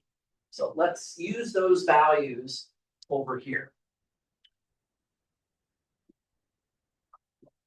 By the way, while I'm erasing, it wouldn't be the worst thing in the world to check those lambdas with the fun facts. If you add up the lambdas, it should equal the trace of the original matrix. If you multiply the lambdas, it should be the determinant of that matrix. Yeah, because honestly, one thing people had the most trouble with on the last exam was just getting those lambdas right. So we really want to make sure we have those down. So what are my lambdas here, guys? What did I say? I think I already said what they are. 0 and 3. 0 and 3, right? Yeah, so lambda equals 0, and then lambda equals 3. These are my lambdas. And it doesn't matter what order we do these in. I guess I'll just do them in the order I've written them down here. For lambda equals 0, I have to calculate a corresponding eigenvector. And to do that, I have to find a null space of the matrix that I get when I subtract nothing off of it. So it's literally just the matrix as it came to me originally, like that. As you know, we can cross off a row. I'll cross off the bottom row just to keep the numbers as small as I can. And I'll just do my little A-B trick to get my vector. So the -1, 2 will be giving me the eigenvector 2 and 1. And from there, we can write down one solution. I'll call it x1 of t, which is just, actually, it's just the vector 2, 1, because e to the 0 doesn't really show up there. So that's the first one. And then for the second solution, we need to take a null space of the matrix I get when I subtract 3 off of the main diagonal. When I subtract 3 from the main diagonal, I'll have -4 and 2, and then -2 and 1. I will cross off, this time I'll cross off the top row. The rows are definitely multiples of each other. And then I'm going to make my vector by doing the A-B trick one more time. This time I'm going to use the vector 1 and 2. And I can make my second solution now, which will be e to the 3t times the vector 1 and 2. So I've got these two solutions already worked out. And now I can build the general solution for the complementary function. So, right, so the x sub c of t is just going to be a linear combination of those two. So c1 times the vector 2 and 1 plus c2 e to the 3t times the vector 1 and 2. There's your complementary function. That's the first step. Okay? Everybody good on that? Going a little bit fast. Don't forget to review your third midterm. If you didn't do so hot on finding the general solution, even on a 3x3 system, this is only 2x2, but make sure you know how to do the Floyd process for 3x3s with imaginary roots. Make sure you know the defective systems, right, where you have to do those diagrams with the W's, right? I very well might ask you, I know I just asked you about it last week, but I might ask you one more time, just to show me again that you can do that. But this problem doesn't have any of that. We have no repeated eigenvalues. They're nice real numbers, so I get a very simple complementary function.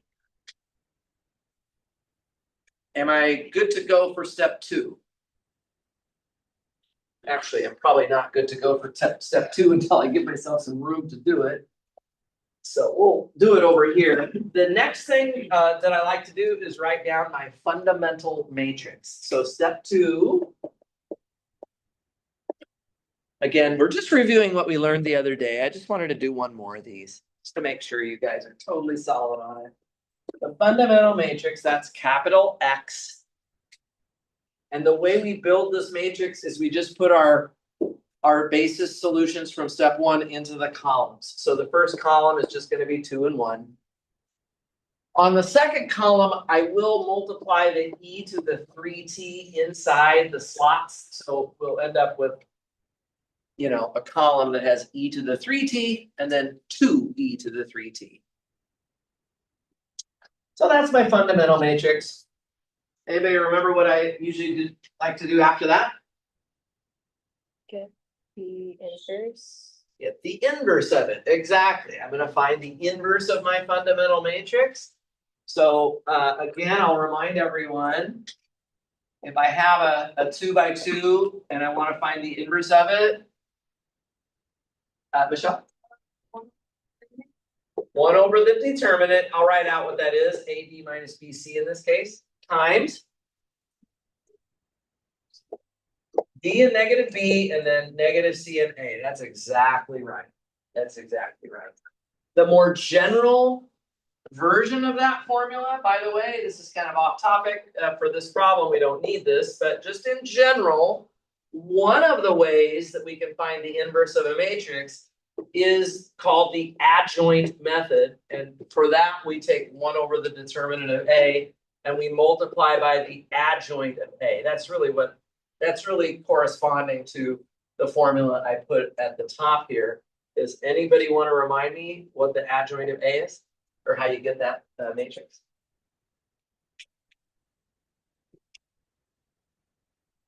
Been a while.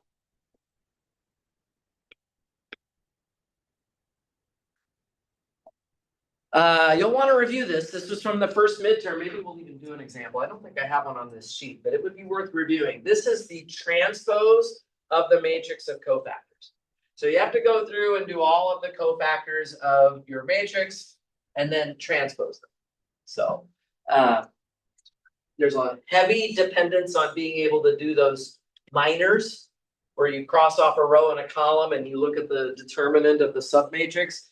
That is calculating a minor, and then you even have to remember for those cofactors, that whole thing. Remember this diagram? Oh my gosh. You have these alternating plus minus signs and so on. So that all comes into play when you're doing this higher size matrix. Fortunately for a 2 by 2, we don't need any of this because we have this formula already that we can learn.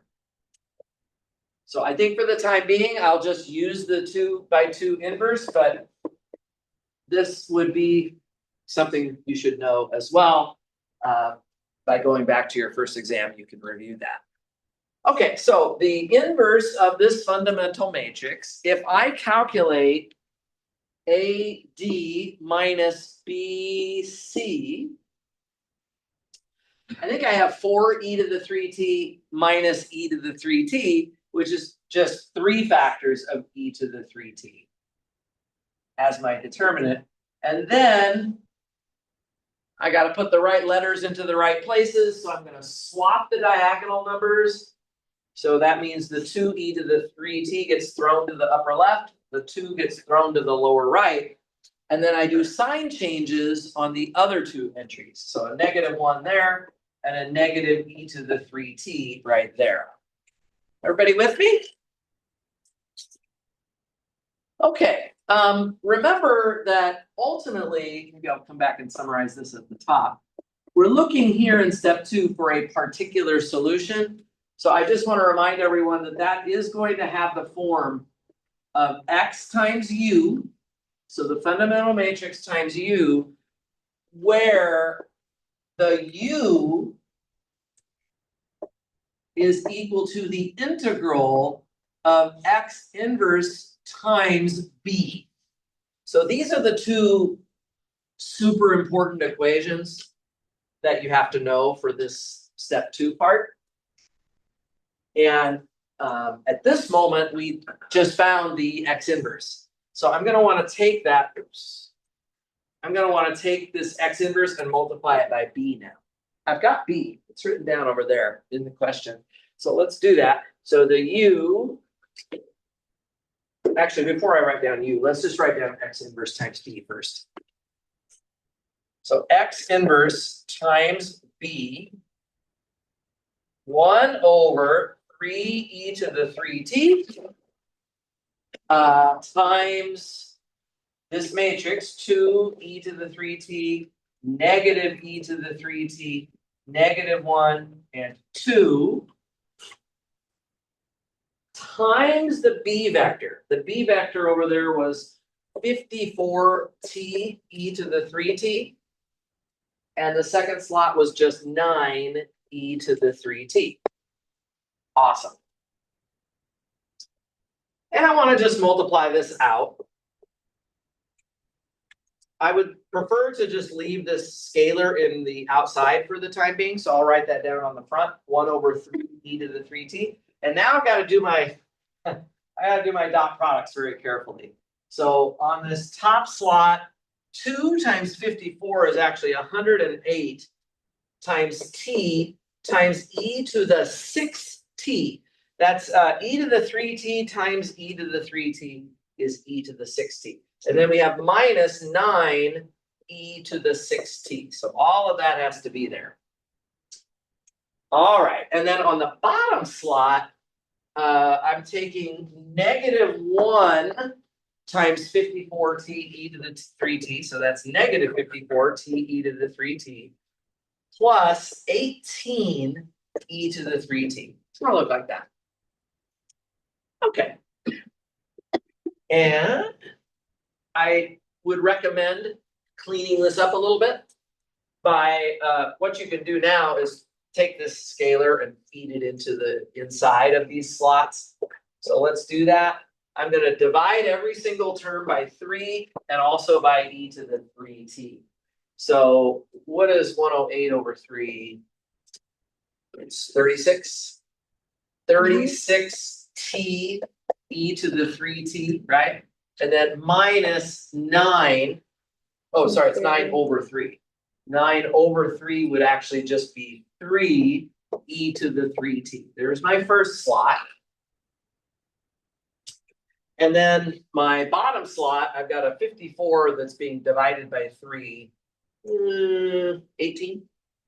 Yeah, and there's a minus there, so minus 18t, actually. The exponentials cancel. And then on the second term, 18 e to the 3t divided by 3 e to the 3t is just 6. There we go. Okay, that is x inverse times b, which we now have to integrate to get the u. So u is the integral of this vector that we just wrote down. So I just put it inside my integral. That's what we got to look at right there.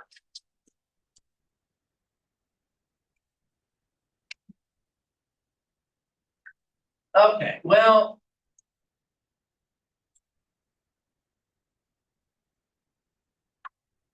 this is not maybe the nicest thing in the world. I'm going to integrate these two slots, and keep in mind I don't have to put a plus c on the end of this. I just integrate each piece.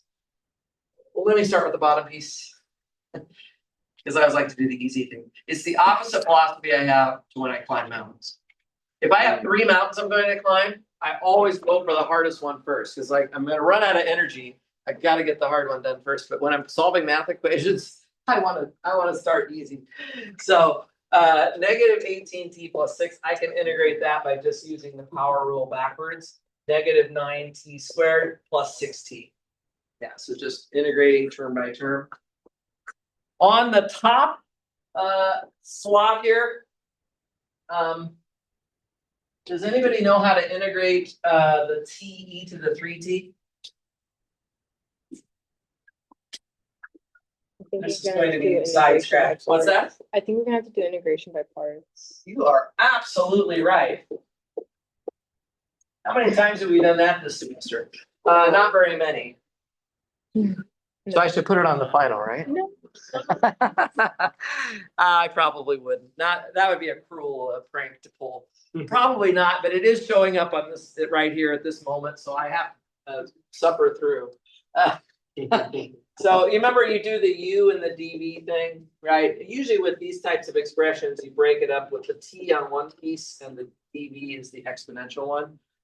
So u and dv would look like that. And then if you remember how integration by parts works, you just take the derivative of the u to get du, which would just be dt. And then you have to integrate the dv term the integral of e to the 3t is 1/3 of e to the 3t. Again, there's a plus c there that we just don't bother with. And right, so this is what you should have. And then the formula for the antiderivative is u times v minus the integral of v du. So u times v would be 1/3 of t e to the 3t. And we would subtract the integral of v du. So the integral of v du would be just the integral of this 1/3 of e to the 3t. So I will quickly try to put us out of our misery with this. 1/3 t e to the 3t, and then this one, when I integrate 1/3 of e to the 3t, I actually get 1/9 of e to the 3t. That should be it. Now, all of that is actually still needs to be multiplied by 36, because there was a 36 here that I just haven't been using over there. So I take this answer and I multiply it by 36. So it gives me 12t e to the 3t minus 4 e to the 3t. Yeah. Most likely don't have to worry about the integration by parts. If you get to an integration by parts, the worst thing that could happen would be you would completely mess it up, and I'd probably take off a couple of points out of a lot of points that'll be available. It's not going to be. I would not recommend anybody to spend a weekend studying integration by parts. But technically, you should know how to do it. If you're going to be an engineer, this is a major thing to be able to do is basic integrals. So this would definitely be in that category. So that's you. Yes, Ascent? Difference as a -3. Oh, this part here? I sure did. I was just trying to see if anybody was paying attention. Thank you. Yes. So there's another 3e to the 3t. This also has to still be integrated. When I integrate 3e to the 3t, I get e to the 3t, and that's being also subtracted. So this should have been a 5 right here, not 4. Thank you. Was that your point? Did you have your hand up? Yeah, I was asking that because there was a different answer in the. In the solutions? Yeah. Yeah, okay, yeah, if you're looking at the solutions, that makes sense. You should probably trust the solutions rather than what I'm putting on. I've only been doing review sessions all day today, so this is like hour number 6 of me trying to solve math on a whiteboard, so by now I could probably mess a number up very easily. No, I'm doing great. I'm doing great. Math always gives me more energy, not less. If you haven't noticed that. Am I done? No, it can't be done. I have to still find the particular solution by taking x times u. So that's u, but I have to multiply it now by x. So the particular solution is x times u. Well, this is nothing hard. The x is 2 and e to the 3t, and then 1 and then 2 e to the 3t. And I just have to multiply that by this guy right here, 12t e to the 3t minus 5 e to the 3t. Bottom row is just -9t squared plus 6t. Yeah. And now we just have to multiply that out. I would want to see you do that. Don't just leave it like this, because this is where you're actually showing me that you know some of the linear algebra stuff. So for this one, you would take dot products of the rows of that first matrix with this column. By the way, this is only a 2x1 column. It might look pretty wide. It actually looks fatter than the 2x2 matrix, but it's actually just a single skinny column. So 2 times 12t e to the 3t minus 5e to the 3t plus e to the 3t times -9t squared plus 6t. All right. And then on the bottom slot, I have 1 times 12t e to the 3t minus 5e to the 3t plus 2 e to the 3t times the quantity of -9t squared plus 6t. That's the particular solution. It could be simplified because every single term has an e to the 3t in it. So if you want it, the best way to clean this one up would be to just pull that totally out of everywhere. And you could do that, and then you'd have something, 24t minus 10 minus 9t squared, and then plus 6t. Right, and then the bottom slot, you'd have a 12t minus 5 minus 18t squared plus 12t. And you could even do slightly a little bit better than that if you wanted to clean it up even a little more. I think I'll save the stress of that and just leave it like this. This would be okay with me. This would be okay with me. Just leave it like that. And then finally, step 3. We just have to remember to write this down. You don't need to recopy the work you've already done, but I do want to know that you understand how to piece it all together at the end. You have to add that complementary functions back to the particular solution. And if you just write that down, I will be totally happy with that and give you credit for that. Okay. So far, so good. Takes a while to go through those. That's the only bad thing about that. All right. Let's come back over here.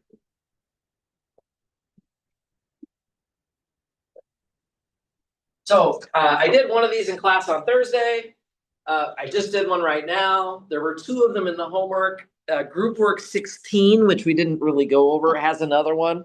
There's a handful of them, and then both sample finals are going to have one too. So I hope you'll have enough examples of that and feel like you can do that process. It's totally computational. Okay, let's go to something different. Let me go to number 8 on this handout now. And yeah, it's about 5 o'clock. I'll try to go about another half hour. I'm not going to finish all of this today, but I'm hitting a lot of good stuff. So, part A, give an example of 2 diagonalizable matrices, A and B, such that A plus B is not diagonalizable. We've done this before. I just want to review it again. Just want to remember this again, and it's a good chance to review a few important things. So it just says give an example. There'll be lots of right answers. What would be a good size of a example of a matrices to use here? 2 by 2, right? 2 by 2. And does anybody have any recommendations for how to build these matrices?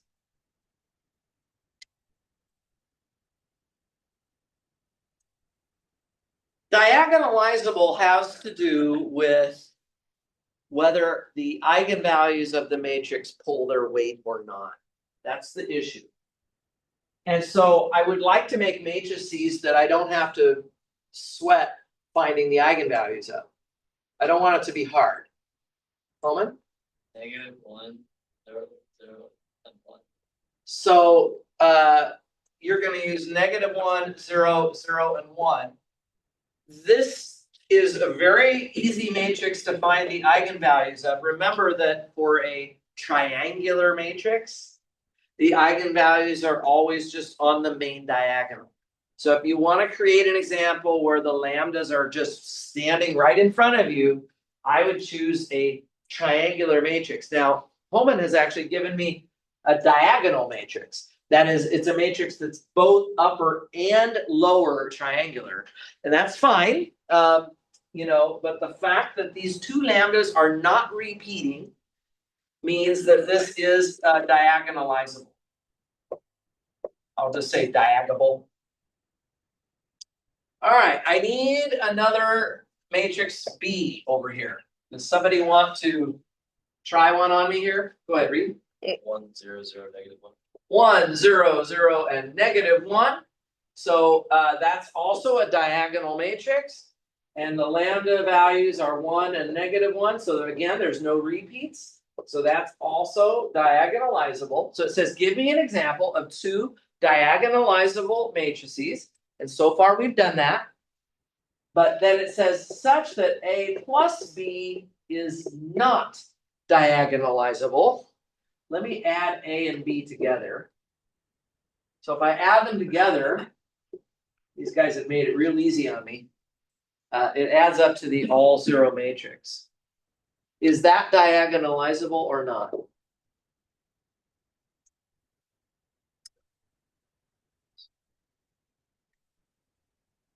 I'll tell you what's obvious about it. It's obviously not invertible.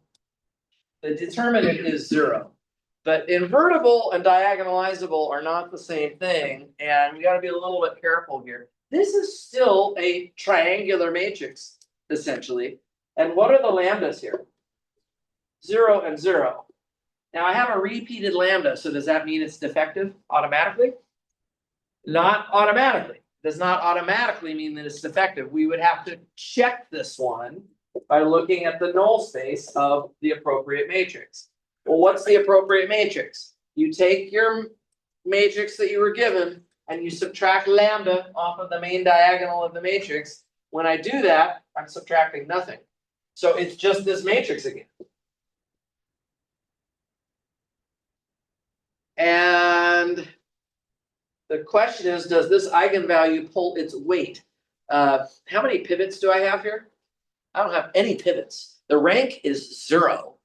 So if the rank is 0, then this null space will be what dimension? 0. 0. It's 2.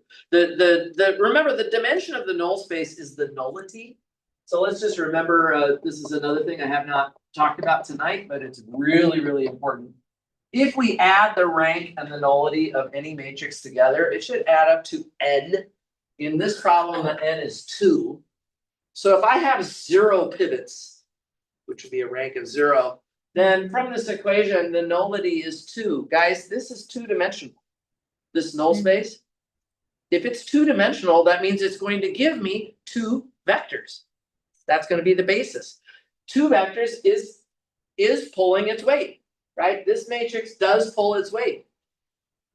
So this matrix is still diagonalizable. I know it doesn't look like a good matrix. It's certainly not invertible, but it is diagonalizable. Actually, guys, just a little fun fact for you. I shouldn't call it a fun fact. We've got too many of those. Any matrix that's diagonal to begin with, any matrix that is already a diagonal matrix to begin with, which any 3 of these would be, is automatically diagonalizable. It will automatically be diagonalizable. We are going to have to put some other numbers in this matrix, at least in one of these matrices, that's off of the main diagonal. If we try to play this whole game just working with just the diagonal only, we're not going to be able to make our example. So would anybody like to propose a edit to anything here so we can get this to work out better for ourselves? Reed, you seem ready to go. Put a 1 in the B spot of A, like A, B, C, D. Oh, right here. Yeah. Oh, okay. So put a 1 right there. Yeah. That's an easy change. The eigenvalues are still the same result here. When I come over here though, I'll get a 1 here, right? The lambdas are still the same, but now when I do my null space, I'll have a pivot there. Look how just changing one number has completely changed the outcome. I have a pivot here, which means I only have one free variable. You with me? I only have, so the dimension of this eigenspace is only 1 now. It's not pulling its weight. Its weight was 2, so this one is not diagonalizable. Right, that one is not going to be diagonalizable. Clear enough? So This was actually on, I think, group work 11. There's a lot of examples like this, so you can go back to one of the group works and kind of review how to do this, but with great restraint, I managed to not put one of these on your third midterm. I don't know. I usually like these problems, but I just didn't have the room to put it. But I keep coming back to it, which must mean it's important. I've got another one for you, that's along this same topic, sort of on the same topic. It's not on the handout, so I'm gonna give you a little extra one. Let me call this A prime. So we'll do another one that's kind of on the same general topic here. And see what you guys think of this. Let's see how we do with this one. Let's suppose that V is an eigenvector of A with corresponding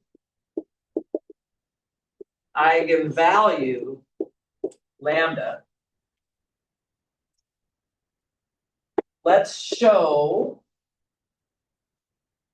that if B is actually equal to the matrix S inverse times A times S,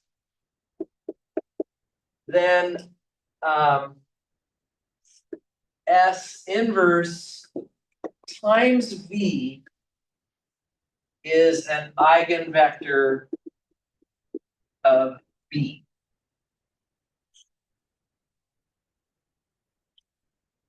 I have put this on an exam before. I know I have, and I know it was kind of problematic. I want to try this one. This is a theoretical question about eigenvalues and eigenvectors.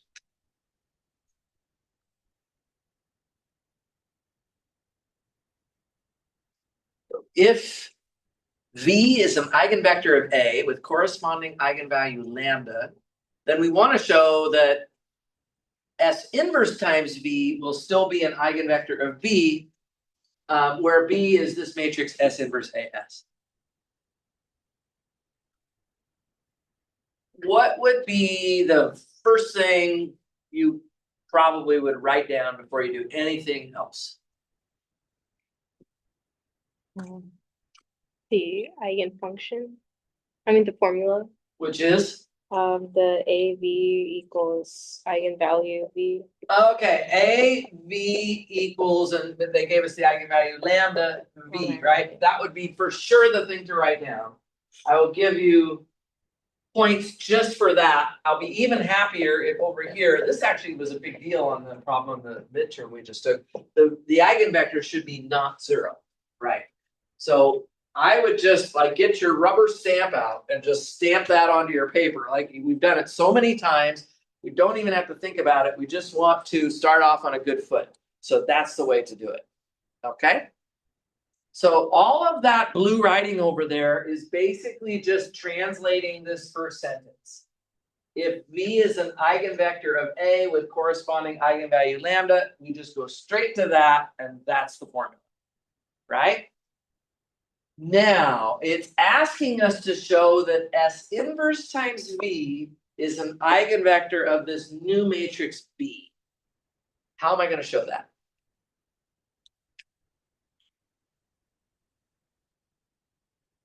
Can we plug in? Wait.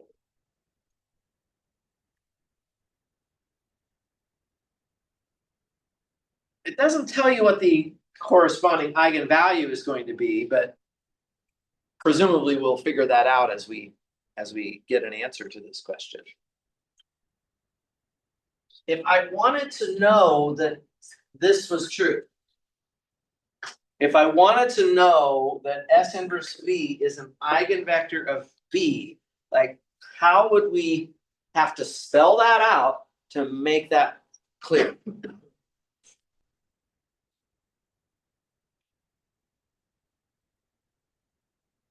I know you guys are capable of this. This is not so terrible. Are we allowed to multiply both sides by v? Of what by B? By B.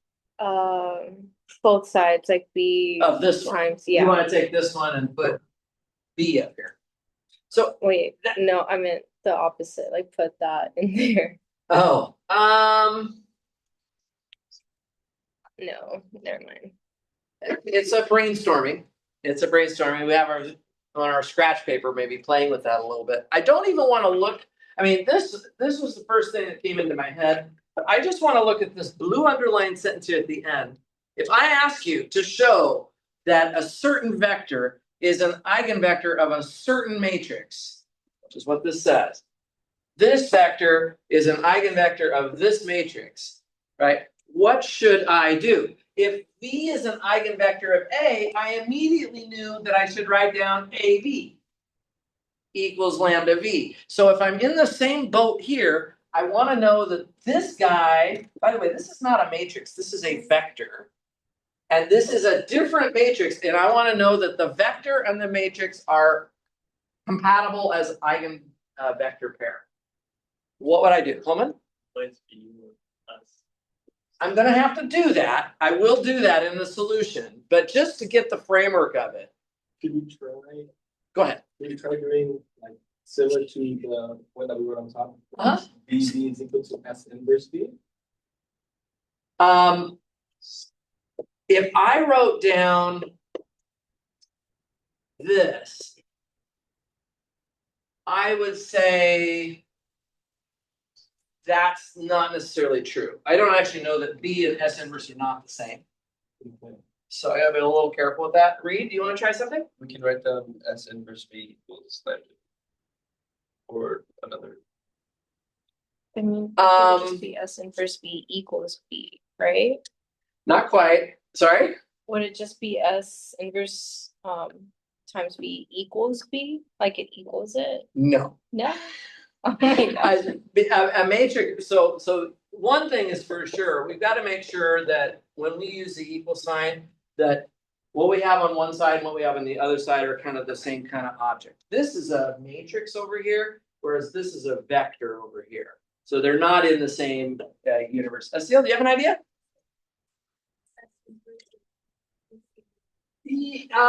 Don't give me the whole thing yet? Yes, that is it. Guys, if I have a matrix and I have a vector and they are supposedly married to each other as an eigenvalue, eigenvector pair, then if I take B and I multiply it by the vector, so this A is now, I'm now just basically taking this left side, I've got a new matrix and I've got a new vector.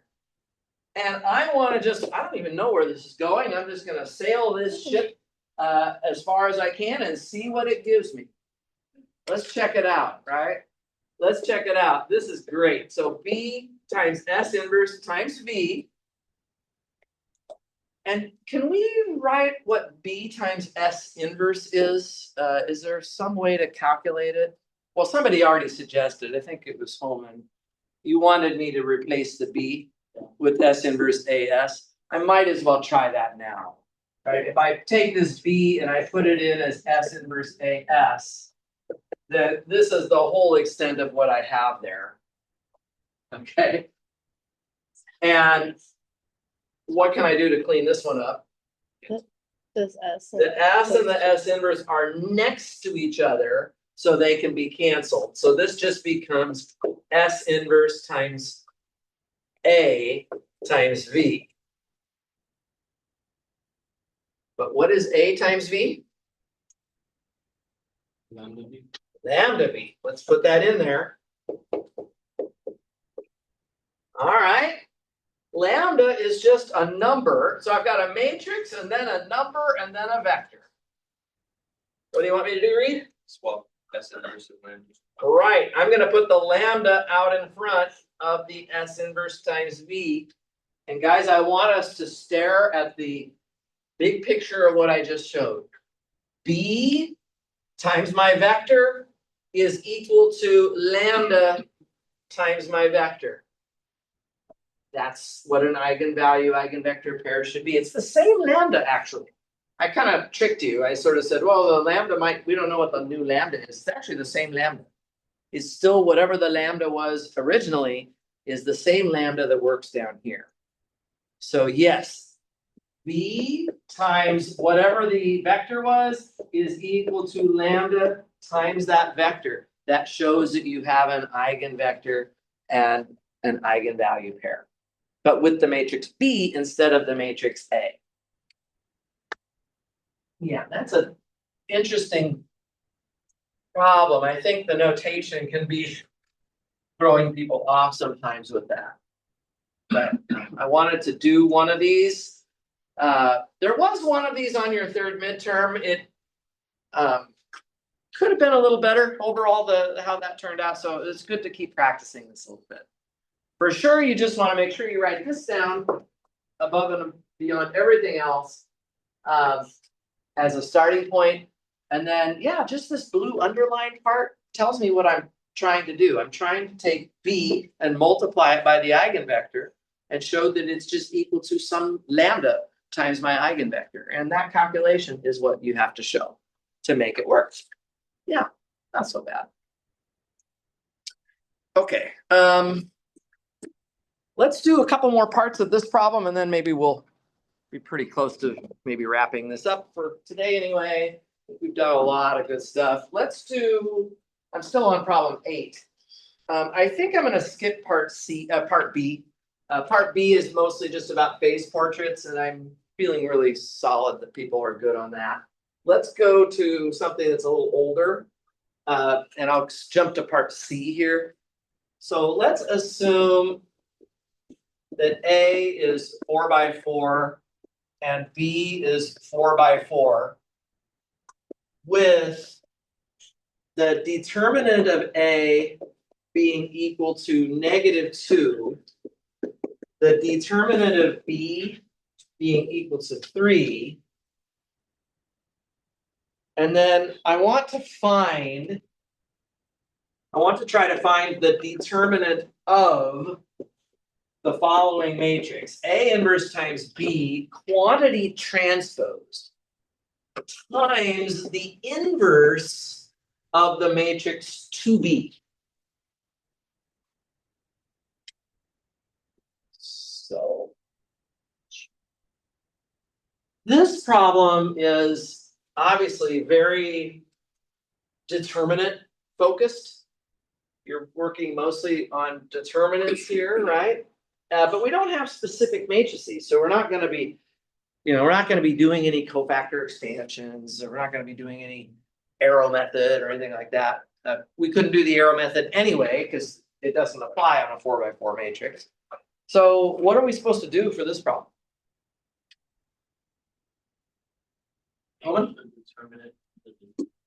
Yeah, and this is really just getting at making sure if people remember the properties of determinants. There was a whole list of them. There's something for transposes, there's something for inverses, there's something for multiplication, there's something for scalars. The one thing we don't have any formula about is for addition. In fact, we realize later that determinants don't respect addition at all, so there won't be a formula for that. But as you can see, this problem does not have any addition in it, so I'm pretty safe to just use the properties that we do know. Okay, so yeah, the suggestion here was to break this apart, which is one of the properties.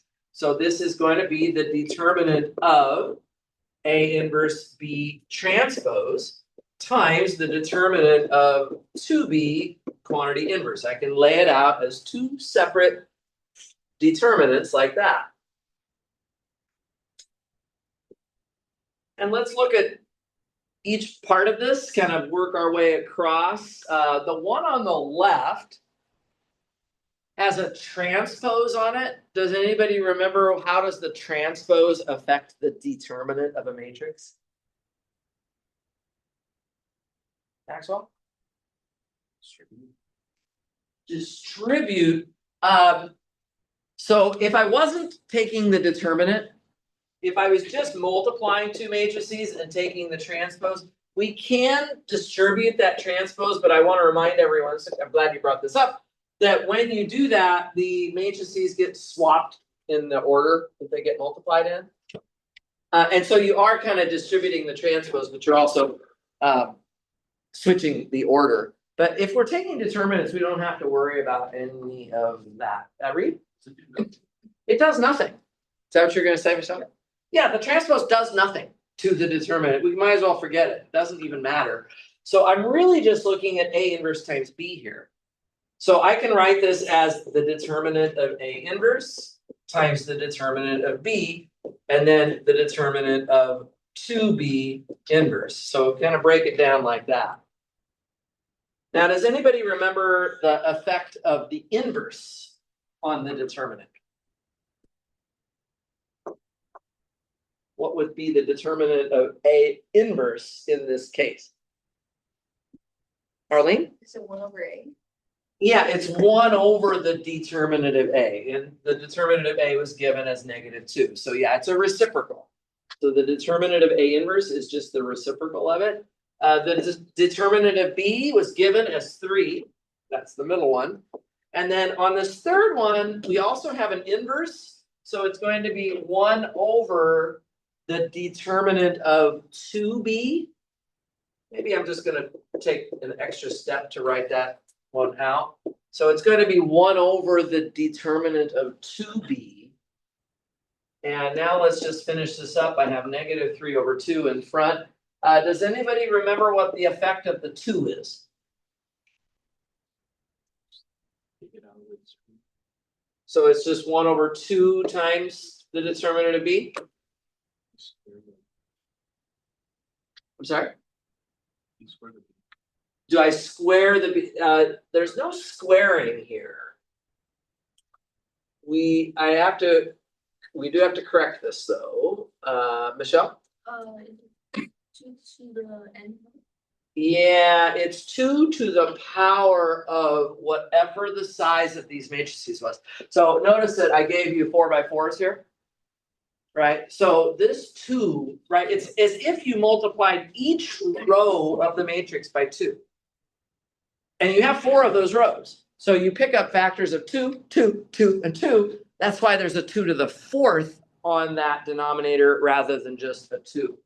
Is that clear to you guys here? Keon and Robin? So this is 2 to the 4th times 3. And now that just can be easily simplified. 1 over 32. Yeah, so in general, let's just remember the determinant of K times a matrix is K to the N times the determinant of that matrix. So there is a power of N that comes out in front on that particular property. So it's good to review that a little bit. Okay. Let me give you one more sort of theoretical example, and then we're going to be just about to the end of 2.5 hours. Time flies when you're having fun. Or when you're not having fun, it probably drags. I don't know. For me, it always flies by so fast. I always look at these review sheets. I'm like, oh yeah, I can do that in like an hour. And then 2 hours later, I'm still doing it. That's because I always try to explain it. So just give the answers out. So let's, yeah, sorry. I'm sorry? A negative, did I lose my minus sign? Oh, I did, guys. This is a minus of 1 over 32. Thank you. Yeah, I forgot that negative there. Thank you. So just so people can see that, it's negative 1 over 32 on that last step. Okay, let's do one more that we have done before, but it's been a while and people tend to maybe not like this as much, so I want to make sure I go for it. So part D of this same question. This is true or false. Oh, by the way, has everybody been reviewing the invertible matrix theorem? A, B, C, D, E, F, G, H, I, J, K, L, M, N, O, I think? I forget how far we went. We went pretty far. That big long list of everything that is equivalent to a matrix being invertible, right? If I ask you to write down 7 things that are equivalent to a matrix being invertible, I'll give you 1 point for each one of them, right? You want to be able to do that. You wanna be able to do that. Make sure you know, we've talked a lot about it and I love linear algebra, so. If there was, if we could only remember one theorem. Leaving this class. If I, as your professor, could like have a wish that my students would know one theorem when they walk out of Math 250B, you know which one it would be? Invertible matrix theorem. What'd you say? No, the invertible matrix theorem. That would be the one I want you to know. Yeah. I'm sure it's, I mean, it's related to linear independence, and linear independence is in the theorem, so I can give you half credit. If you're lucky. So anyway, true or false? If A is 7 by 9 with the nullity of A equal to 2, then the row space of A is equal to R7. So this is true or false. I'm gonna erase this other stuff so we have some room to brainstorm it for a minute. But we have a 7 by 9 matrix. By the way, I just said my favorite theorem for the whole semester is probably the invertible matrix theorem, but of course that will have nothing to do with this problem because this is not a square matrix. So remember, you can't have matrices being invertible or not unless they're square size. So this is not about the invertible matrix theorem, but there are some very related concepts here. Right. I might even, think about drawing out, so there's 7 rows, each which has 9 spots, right?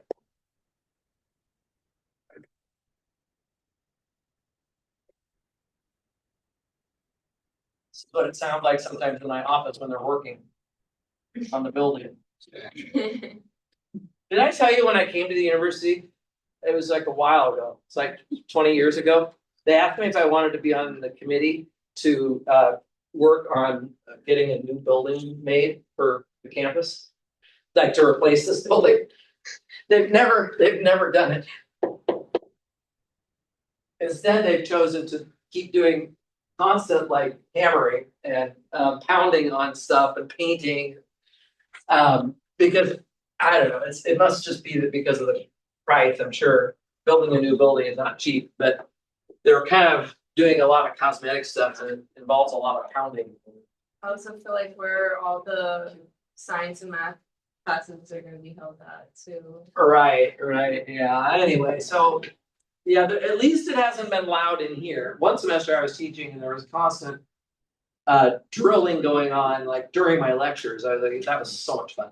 But luckily that hasn't been a problem this semester. There's your 7 by 9 form. What are you gonna write down first, do you think? On your paper. You don't know how to solve the whole problem yet, but what could you write down that's probably got something to do with it? Not even the general one, just the regular rank nullity. The general one is the one involving the kernel and the range. This one, I would just write down the basic rank nullity theorem, which is the rank of a matrix, right, plus the nullity of a matrix. What does it add up to? N, and n in this case is 9. Right, it adds up to 9. Okay, so that would be a good starting point. We know that we're getting partial credit for just writing it down. We also know that it might help get our thoughts going on what we should do with that. What would you maybe suggest that I write down next? Max? Plug in the 2. Okay, good. The nullity was given as 2. And now if I play with that, I can find the rank, right? So the rank of A, if I just solve it out, we get that the rank of A is 7. So we do know that much so far. And the question is it true that the row space will be equal to R7? I'll remind you that the dimension of the row space, the dimension of it is the rank of A. So recall, I'll write this down. You guys remember that sort of handout that's a recap of sort of the middle of chapter 4? It's got some of this stuff on it. The dimension of the row space of A is equal to the rank of A. That is a fact. It's the number of pivots. And we've already calculated that that would be 7. So the row space is 7-dimensional. It is 7-dimensional, which seems consistent with what this is saying. So do we have any thoughts yet about whether this is true or false?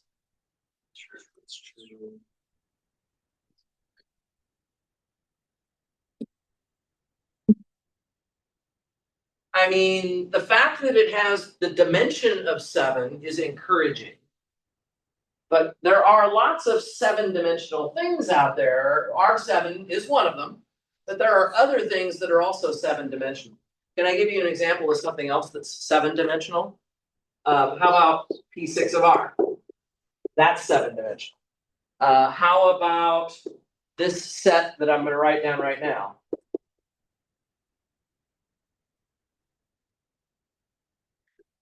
That's 7-dimensional. If I bust out the variables of this, even though the vector has 9 slots, it is 7-dimensional. I bust out the A, B, C, I get, 7 different vectors there. So just because something is 7-dimensional doesn't make it equal to R7. It could be equal to a lot of other things too. And if I actually look at these rows, I kind of drew this matrix with this in mind, that we could visualize this. If I actually look at one of those rows, how many dots do you see in that row? There's actually 9 dots, right? That's because there's 9 columns. 1, 2, 3, 4, 5, 6, 7, 8, 9. 8. Yeah, I think there's 9. So if there are 9 slots in this row, then I don't think the row space could be equal to R7. R7 is saying that it's equal to R7 would mean it would have 7 slots. These rows do not have 7 slots, they have 9 slots. Guys, this is actually false. This is false. And what you would want to say is that the row space of A is a 7-dimensional subspace. Actually, you guys remember this, I think. The row space is a subspace of Rn. Rn, and in other words, R9 in this case. So it is a subspace of R9, not R7. It is the right dimension. That's why people want to say this is true. It is 7-dimensional, but it's not living in the right universe. This is a universe that has 9 slots in it. These rows have 9 slots in them, and that's not the way vectors in R7 look. So we would have to say that this is false. Now, if I asked you, as long as I'm on the topic, if I asked you a follow-up question, I could ask you, let's just do this really quick, and then I think we'll be good. The follow-up would be, is it true or false with capital A above, the call space of A, remember that's just the span of the columns, is equal to R7.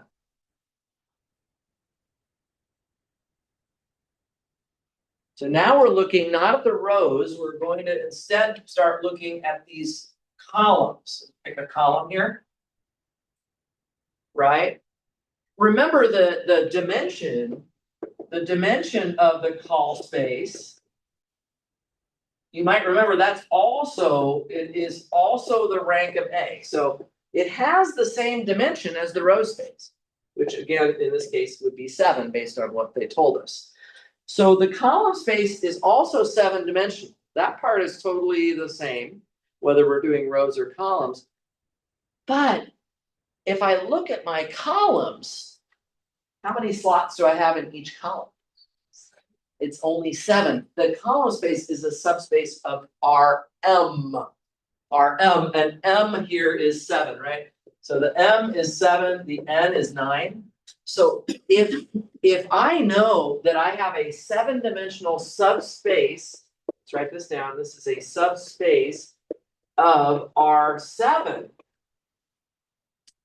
then it's living in the correct universe, which is the universe of R7, and it has the dimension that matches the entire R7. That becomes true now. Now it becomes true. The column space would equal R7. That's absolutely true. So since the call space of A is a subspace of R7 and has dimension 7, 7-dimensional, and it lives in R7, then that is pretty much a slam dunk that this is going to be true. I've just lost my balance. There we go. This is true.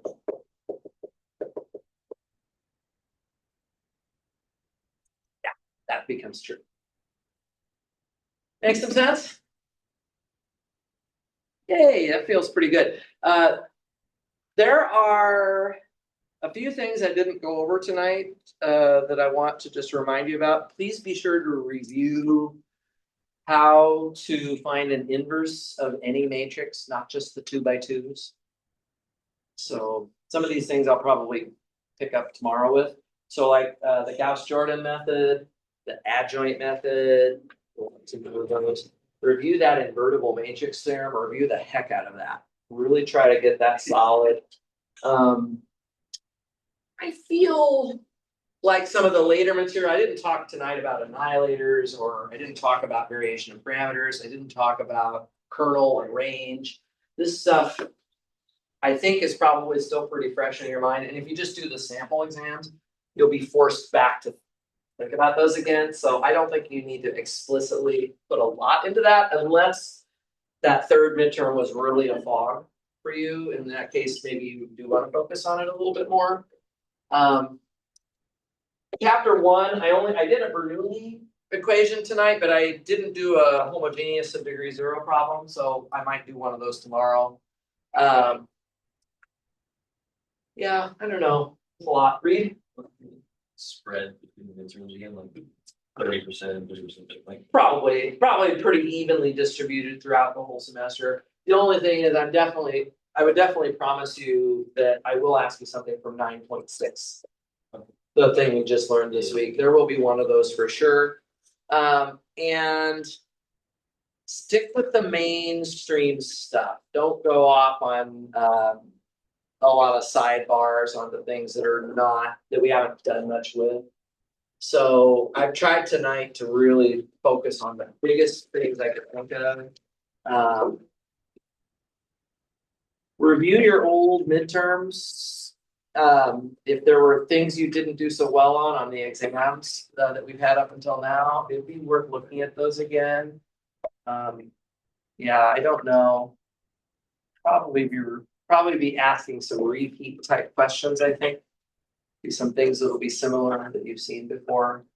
So go ahead, make sure we still feel solid on them here at the end of the semester.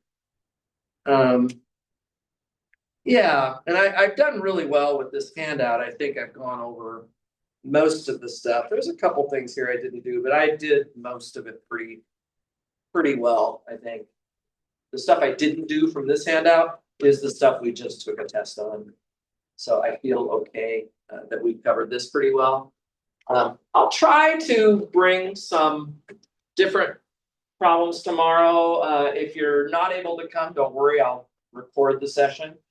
But I'll try not to make it boring for anybody who was here today. If you do decide to come tomorrow, I'll try to have some interesting things to show you. But if you feel pretty good and you feel ready to go, I totally get that. You've got other classes too. You know, you'll use your time as best as you can, I think. I think I'll leave it at that. Does that feel okay for now? Okay, awesome. Let's call it a day. I will be downstairs tonight if people are still working.